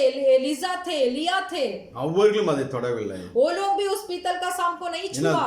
தேவன் சொல்லி மோசே பண்ணினது क्योंकि परमेश्वर के बोले परमेश्वर का आज्ञा पालन कर मूसा ही ने उसे किया था. ஆனால் யாரும் அதை தொடவில்லை. इसलिए कोई भी उसे नहीं छुआ. ஆனால் இந்த எசேக்கியா ராஜா அதை உடைத்து போடுகிறான். फिर भी हिजकिया राजा जो थे वो उस पीतल का सांप को तोड़ डाले. அந்த அளவுக்கு தான் தேவனுடைய பிரமாணங்களை கைக்கொள்ளுகிறவனாக उतना तक परमेश्वर का व्यवस्था का पालन करने वाले थे. தேவனை சார்ந்து வாழ்கிற மனுஷனாக இந்த எசேக்கியா ராஜா இருந்தான். परमेश्वर के ऊपर ही अपना भरोसा का रखा हुआ मनुष्य थे ये हिजकिया राजा. வாசிக்கலாம் அந்த 2 ராஜாக்கள் 18 3ஆம் வசனத்தை हम வாசிக்கலாம். पढ़ेंगे दूसरा राजाओं का पुस्तक 18 अध्याय 3 वचन. जैसे उसके मूल पुरुष दाऊद ने किया था जो यहोवा की दृष्टि में ठीक है वैसा ही उसने भी किया. ஹல்லேலூயா. हालेलुया. தன் தகப்பனாகிய தாவீதை போல अपना पिता दाऊद के समान எசேக்கியா ராஜா கர்த்தரின் பார்வைக்கு செம்மையானதை செய்தான். हिजकिया राजा परमेश्वर के आंखों में अच्छे बात को किया. அதனால தான் அவன் அந்த வெண்கல சர்ப்பத்தை உடைத்து போடுகிறவனாக இருந்தான். इसीलिए ही उस पीतल का सांप को हिजकिय्याह राजा ने तोड़ डाला. இன்னும் நீ 5-6 வசனங்களை வாசிக்கலாம். और भी 5 और 6 को पढ़ सकते हैं. वहाँ इजराइल के परमेश्वर यहोवा पर भरोसा रखता था और उसके बाद यहूदा के सब राजाओं में कोई उसके बराबर ना हुआ और ना उसने पहले भी ऐसा कोई हुआ था. वहाँ यहोवा से लिपटा रहा और उसके पीछे चलना ना छोड़ा और जो आज्ञाएं यहोवा ने मूसा को दी थी उनका वह पालन करता था. ஹல்லேலூயா. हालेलुया. அவன் இருதயம் கர்த்தரை விட்டு பின்வாங்காமல் इसे हिजकिय्याह राजा का हृदय परमेश्वर को नहीं छोड़ा. அவருடைய கற்பனைகளை எல்லாம் கைக்கொள்ளுகிறவனாக இருந்தான். परमेश्वर का दिया हुआ व्यवस्था को पालन करने लगा. இந்த கற்பனைகளால வரக்கூடிய ஆசீர்வாதத்தை காட்டிலும் व्यवस्था के द्वारा आने वाले आशीर्वाद से बढ़कर இந்த வெண்கல சர்ப்பத்தினால எனக்கு வெண்கல அந்த சுரூபத்தினால எனக்கு ஆசீர்வாதம் கிடையாது என்று சொல்லி हिजकिय्याह राजा ऐसे बोलने लगे कि व्यवस्था को पालन करने के द्वारा आने वाले आशीर्वाद इस पीतल का सांप को देखने से नहीं आता है. அதை உடைத்து போட்டவனாக இருந்தான். इसीलिए वो पीतल का सांप को हिजकिय्याह राजा ने तोड़ डाला. அதனால்தான் அவனை போல ஒருவன் அவனுக்கு முன்னும் அவனுக்கு பின்னும் இருந்ததில்லை என்று சொல்லி வேதம் சொல்லுகிறது. इसलिए हमारा पवित्र बाइबल बोलता है हिजकिय्याह राजा के जैसे उसके पहले भी कोई नहीं था, उसके बाद में भी कोई नहीं था. அவ்வளவாய் தேவனுடைய கற்பனைகளை கைக்கொண்ட ஒரு மனுஷன். उतना तक परमेश्वर का व्यवस्था को पालन करने वाला था हिजकिय्याह राजा. அதனால அவனுடைய வாழ்க்கையை தேவன் ஆசீர்வதித்தார். इसीलिए उनका जीवन को भी परमेश्वर ने आशीर्वाद बना कर दिया. அவன் மரிக்கக்கூடிய சூழ்நிலைக்கு போகும்போது जब वो एक मृत्यु होने का हालत में पहुंचता है தேவனை நோக்கி ஜெபிக்கும்போது 15 ஆண்டு காலத்தை நீட்டி கொடுக்கிறார். तो परमेश्वर को देखकर जब प्रार्थना करता है तो 15 वर्ष और परमेश्वर उनकी जिंदगी में देते हैं. இன்னும் நீங்க வாசிக்கலாம் அதே அதிகாரம் 7வது வசனத்தை और வாசிக்கலாம். भी आप पढ़ सकते हैं दूसरा राजाओं का पुस्तक 18 अध्याय का 7वां वचन. इसीलिए यहोवा उसके संग रहा और जहां कहीं वह जाता था वहां उसका काम सफल होता था. उसने अश्शूर के राजा से बलवा करके उसकी अधीनता छोड़ दी. ஹல்லேலூயா. हालेलुया. கர்த்தர் அவனோடு இருந்தார். परमेश्वर उसके साथ था. அவன் போகிற இடமெங்கும் ஆசீர்வாதம் உண்டாச்சு. அவனுக்கு எல்லாம் அனுகூலமாயிற்று என்று சொல்லி வசனம் சொல்லுகிறது. हिजकिय्याह राजा के साथ परमेश्वर था. हिजकिय्याह राजा जहां कहीं जाते थे वो सब आशीर्वाद था उनके लिए. இன்றைக்கும் தேவன் நம்மளே அப்படிதாங்க ஆசீர்வதிக்க விரும்புகிறார். आज भी परमेश्वर हमें इसी तरीका से आशीर्वाद करना चाहते हैं. நீங்க அவருக்கு கீழ்ப்படியும்போது अगर आप परमेश्वर की आज्ञा पालन करेंगे, தேவன் கொடுத்ததுக்கு நீங்க நன்றி நிறைந்த இதயத்தோட இருக்கும்போது परमेश्वर का दिया हुआ कामों के लिए कार्यों के लिए जब आप धन्यवाद बोलते रहेंगे, முறுமுறுப்பு இல்லாமல் परमेश्वर के विरोध बात नहीं करके நீங்க எல்லாவற்றையும் தேவனுக்கு நன்றி சொல்லி பாருங்க. सब चीजों के लिए परमेश्वर को देखकर धन्यवाद बोलकर देखिए. கர்த்தர் உங்களோட கூட இருந்து परमेश्वर आपके साथ भी रहेंगे, உங்களை ஆசீர்வதித்து நடத்துவார். आपको आशीर्वाद कर अगुवाई करेंगे. இசைக்கு அப்படியே முழு இருதயத்தோடு தேவனை சார்ந்து கொண்ட ஒரு மனுஷன்.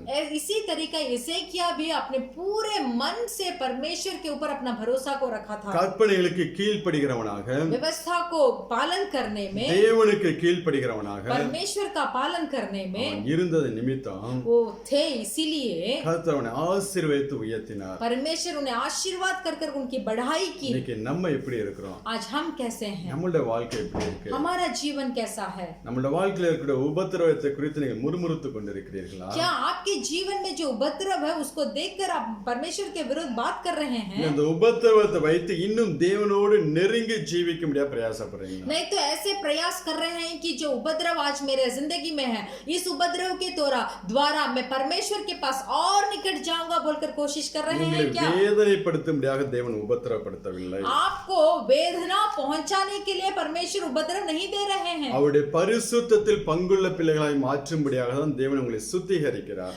परमेश्वर के पवित्रताई में भाग लेने के लिए ही परमेश्वर आपको शुद्ध कर रहे हैं. இப்ப நீங்க தேவனுக்கு கீழ்ப்படுகிற பிள்ளைகளாக இருக்க வேண்டும். तो आप परमेश्वर का आज्ञा पालन करना चाहिए. முறுமுறுக்கிறது, परमेश्वर के विरोध बात करना, எரிச்சலின் ஆவி, और बहुत क्रोध करना, இன்னும் இந்த கோபத்தின் ஆவி, और इस कोप का जो आत्मा है, ஒரு பொறாமையின் ஆவி, और घमंड करना, எல்லாம் விட்டு வெளியில வாங்க. इसको सब छोड़कर बाहर आइए. எல்லாம் தேவனுக்கு பிரியமில்லாத காரியங்கள். ये सब परमेश्वर के लिए अप्रिय है. தேவனுக்கு கீழ்ப்படிய ஆரம்பிங்க. परमेश्वर का आज्ञा पालन करना शुरू कीजिए, கர்த்தர் உங்களை மேன்மேலும் ஆசீர்வதிப்பார். परमेश्वर आपको और भी आशीर्वाद ஒரே करेंगे। ஒரு சம்பவத்தை சொல்லி நான் முடிக்க விரும்புகிறேன். एक ही संभव को मैं बताकर मैं खत्म करना நமக்கு चाहता हूँ। நன்றாக தெரியும் ரூத்துடைய வாழ்க்கை. हमें अच्छा से मालूम है रूत का जिंदगी। அவ ஒரு புறஜாதி பெண்ணாக இருக்கிறாள். वो एक अन्य जाति की महिला थी। நகோமிங்கிறவ அந்த தேசத்துல இருக்கும்போது जब नहोमी उस देश में थी, தன் 2 மகன்களுக்கு திருமணம் செய்கிறாள். अपने दोनों बेटा का शादी करवाई। அவர்கள் பின்னாட்கள் மரிக்கிறார்கள். वो दोनों बेटे पिछले दिनों में मर गए थे। ஆனாலும் இவர்கள் விதவை அந்த தேசத்துல இருந்து கொண்டிருக்கிறார்கள். फिर भी एक विधवा बनकर ये दोनों जो बेटियां थी वो उस देश में थी। அப்ப ஓர்பாள் என்கிறவர் தன் சொந்த ஜனத்திடம் போய் விடுகிறார். तो एक नहोमी का एक बेटी क्या करती है, अपनी देश में पहुंच जाती है। ஆனா அந்த ரூத் அவளை உறுதியாய் பற்றிக் கொள்கிறாள். फिर भी रूत को देखिए, नहोमी को अच्छी तरह से पकड़ी रही। அந்த ரூத்தை குறித்து வசனம் சொல்லுகிறது. நீங்க 3ஆம் அதிகாரம் 10வது வசனத்தை வாசிக்கலாம். ரூத் 3:10.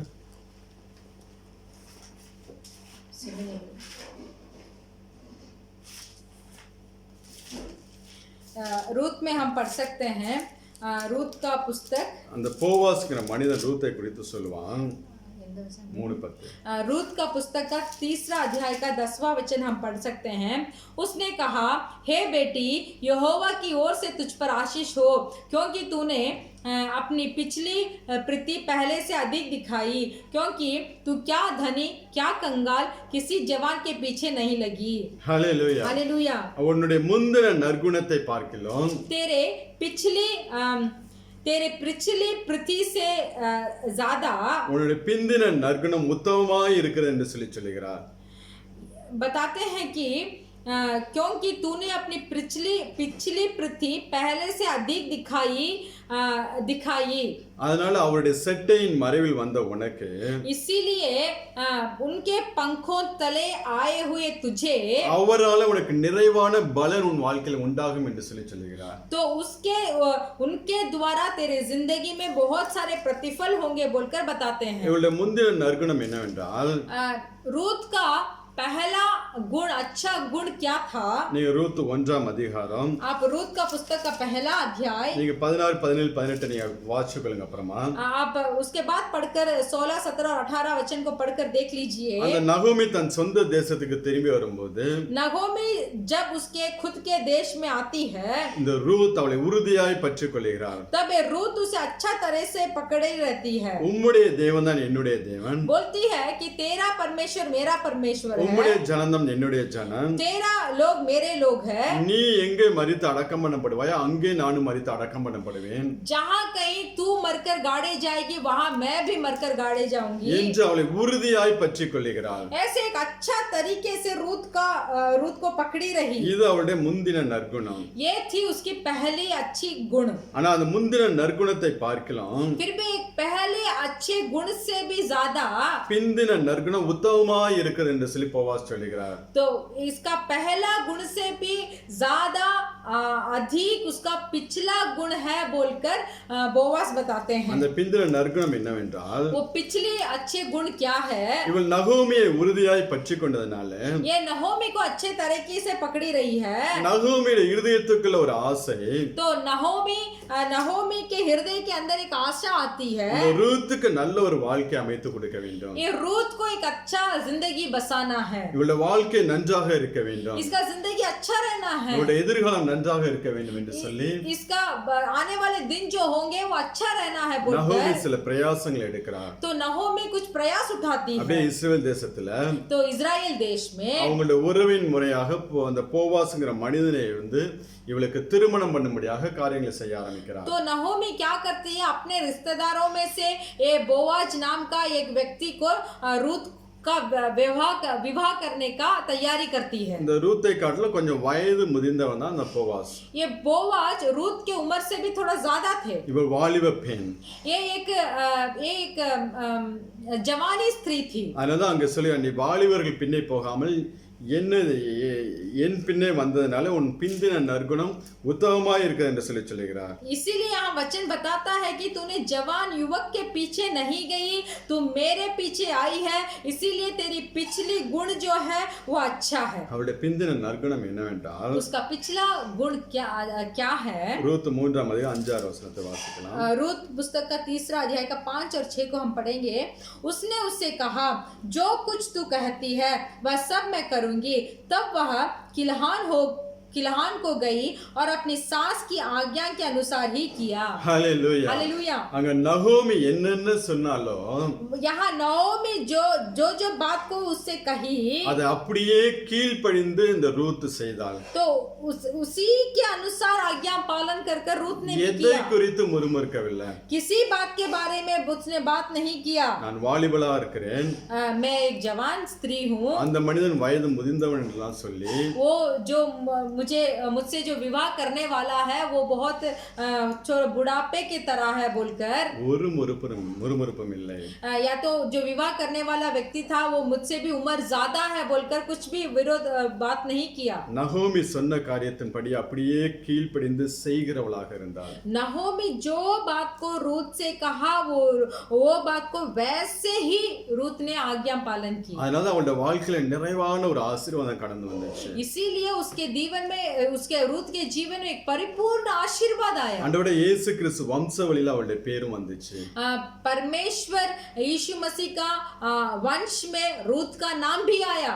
இன்றைக்கு நாம் ஆண்டவரே இயேசு கிறிஸ்து உறுதியாய் பற்றி கொண்டிருக்கிறோம். अगर हम भी परमेश्वर यीशु मसीह को अच्छा से जड़ की तरह पकड़े हैं, நல்ல ஒரு விசுவாசம் நம்மள்ட்ட இருக்கு, हमारे अंदर एक अच्छा विश्वास है, நல்ல ஒரு ஜெபம் இருக்கு, अच्छा प्रार्थना है, ஆனால் அதை காட்டிலும் फिर भी उससे भी बढ़कर தேவனுக்கு நாம் எந்த அளவு கீழ்ப்படுகிறோமோ அதுதான் முக்கியம். परमेश्वर को हम कितना तक हम आज्ञा पालन करते हैं वही मुख्य है. பலிகளை பார்க்கலும் கீழ்ப்படிதலே முக்கியம், உத்தமம் என்று சொல்லி வேதம் சொல்லுகிறது. पवित्र बाइबल बताता है बलि देने से अच्छा ये है कि हम परमेश्वर का आज्ञा को पालन करें. அங்க எசேக்கியா ராஜா वहाँ इजकिया राजा जो थे பிரமாணங்களை கைக்கொண்டு அதற்கு கீழ்ப்படியவனாக மாறினான். व्यवस्था का आज्ञा पालन किया और उसके तरह ही उन्होंने चला. அந்த வெண்கல சர்ப்பத்தை உடைத்து போட்டான். वो पीतल का सांप को तोड़ डाला. இன்றைக்கு நம்முடைய வாழ்க்கையில் அநேக வெண்கல சர்ப்பம் போன்ற காரியங்கள் உண்டு. आज भी हमारे जीवन में बहुत पीतल का सांप का तरह कुछ है. அநேக உடைத்து போட வேண்டிய காரியங்களை இன்னும் நாம் வைத்து கொண்டே இருக்கிறோம். बहुत हमारे अंदर तोड़ा दिया जाने वाला काम भी हमारे अंदर है. எப்படி அந்த இஸ்ரவேல் ஜனங்கள் 800 ஆண்டு காலமாக அதை வைத்திருந்தார்களோ, जैसे इस इजराइल लोग 800 साल उसको रखे थे, நாமும் சில உடைத்து போட வேண்டிய காரியங்களை இன்னும் சுமந்து கொண்டு வருகிறோம். हम भी हमारे जीवन में कुछ तोड़ दिया जाने वाले काम को हमारे अंदर रखे हैं. அதை நாம் தேவனுக்கு கீழ்ப்படிய ஆரம்பிக்கும் போதுதான் जब हम परमेश्वर का आज्ञा पालन करना शुरू करेंगे அது ஒண்ணாய் உடைத்து போட்டு நாம் தேவனுடைய நிறைவான ஆசீர்வாதத்தை பெற்றுக்கொள்ள तो முடியும். एक एक को हम तोड़कर हम परमेश्वर के परिपूर्ण आशीर्वाद में प्रवेश कर सकते हैं. நீங்கள் தேவனை உறுதியாய் பற்றி கொண்டது நல்லதுதான். आप परमेश्वर का अच्छा से जड़ के तरह पकड़े हैं, अच्छा அவர் மேல है. விசுவாசத்தோட இருக்கிறது எல்லாம் நல்லதுதான். परमेश्वर के ऊपर बहुत विश्वास रखे हैं, अच्छा है. எந்த அளவு கீழ்ப்படுகிறீங்க, फिर भी आप परमेश्वर की व्यवस्था को कितना तक पालन करते हैं, எந்த அளவு உங்க உபத்திரவத்தை எங்களுக்கு பிரயோஜனப்படுத்தி தேவனோட நெருங்கி ஜீவிக்கிறீங்க, कितना तक आपके ऊपर आया हुआ उपद्रव को प्रयोजन कर परमेश्वर के मार्ग में चलना सीखा है. கொஞ்சம் உங்களை யோசிச்சு பாருங்க, थोड़ा सोच कर देखिए, நிதானித்து பாருங்க. थोड़ा अपने आप को जांच कर உங்களோட வாழ்க்கை देखिए, எவ்வளவு தேவனுக்கு பிரியமா இருக்குன்னு சொல்லி ஆராய்ந்து பாருங்க. थोड़ा जांच कर देखिए कि मेरे जिंदगी के द्वारा परमेश्वर कितना मगन है. தேவனுக்கு பிரியமில்லாத காரியங்களை விட்டு வெளியில வாங்க. परमेश्वर का जो अप्रिय काम है उसको छोड़कर बाहर आइए. இந்த ரூத்தை நிறைவாய் தேவன் ஆசீர்வதித்தது போல इस रूत को जैसे परमेश्वर ने आशीर्वाद किया, உங்கள் ஒவ்வொருவரையும் தேவன் நிறைவாய் ஆசீர்வதிப்பார். आप हर एक को परमेश्वर आशीर्वाद करे. நாம் ஜெபிக்கலாம். हम प्रार्थना करेंगे. Hallelujah, hallelujah, hallelujah. यीशु ही मार्ग है, यीशु ही सत्य है, यीशु ही जीवन है, यीशु मेरा प्रभु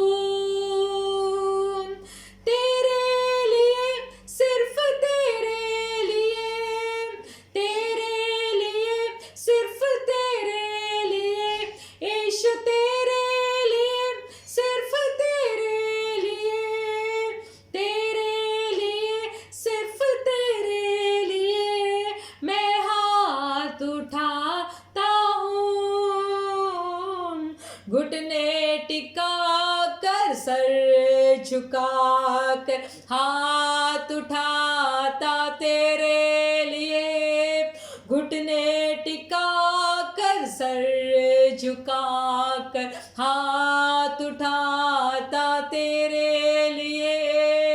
पवित्र आत्मा, पवित्र आत्मा, मुझे ले जा यीशु के चरणों में। पवित्र आत्मा, हालेलुया, हालेलुया।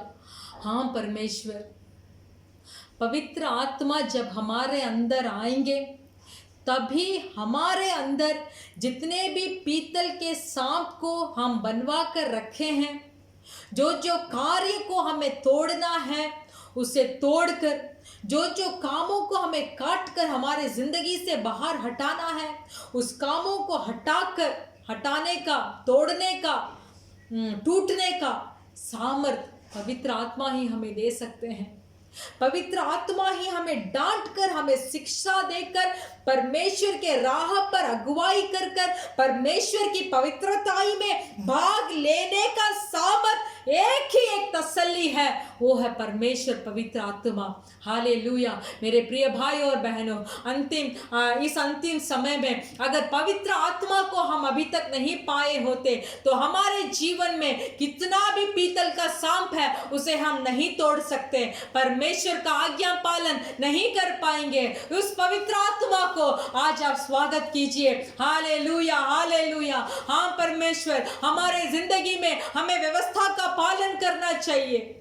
हम जितना भी विश्वासी हो सकते हैं, जितना भी अच्छे तरीके से आपको पकड़े रह सकते हैं, फिर भी हम आपके व्यवस्था को हम पालन नहीं किए, फिर भी आपके मन का मगन का काम हमने नहीं किया, तो क्या प्रयोजन हो सकती है। मेरे प्रिय यीशु मसीह, आज हम भाई और बहनों को हम आपके ओर देखकर, आपके ऊपर भरोसा रखकर, हमारा जीवन में जो जो उपद्रव आता है वो उपद्रव को सही मार्ग में चलाने वाला एक तरकीब बोलकर समझकर हमें आपके मार्ग पे हमें आने के लिए आप मदद कीजिए। परमेश्वर यीशु मसीह, धन्यवाद बोलते हैं जो कोई इस वचन को सुना है, परमेश्वर पवित्र आत्मा उन्हें सामर्थ्य दे इन वचनों के द्वारा पालन करने के लिए। हर एक भाई और बहन को आप भरने के लिए हम विनती करते हैं। संदेश दिए हुए पास्टर, उनके परिवार, बच्चों लोगों को सब आपके हाथों में समर्पण करते हैं। हमारे कलीसिया परिवार, कुटुंब सबको आपके हाथों में समर्पण करते हैं। इन दिनों में कोई भी चिंता ना कर कर सिर्फ अपने भरोसा को आपके ऊपर रखकर चलने वाले मनुष्य हमारे कलीसिया के लोग होने के लिए हम विनती करते हैं। हमारे अबू हमूर के कलीसिया परिवार, पास्टर लोगों को सबको आपके हाथ में समर्पण कर कर हम प्रार्थना करते हैं। यीशु मसीह के नाम से मांगते हैं पिता, आमीन। கர்த்தராகிய இயேசு கிறிஸ்து கிருபையும் हमारा यीशु मसीह का कृपा, பிதாவாகிய தேவனுடைய அன்பும் पिता परमेश्वर का प्रेम பரிசுத்த ஆவியின் அந்யோன்ய ஐக்கியம் और पवित्र आत्मा का सौभाग्यता என்றும் என்று நம் அனைவரோட கூட இருப்பதாக। आज और हर पल हमारे साथ होते रहे। आमीन। आमीन। Hallelujah, hallelujah, hallelujah, hallelujah. जय मसीह। जय मसीह।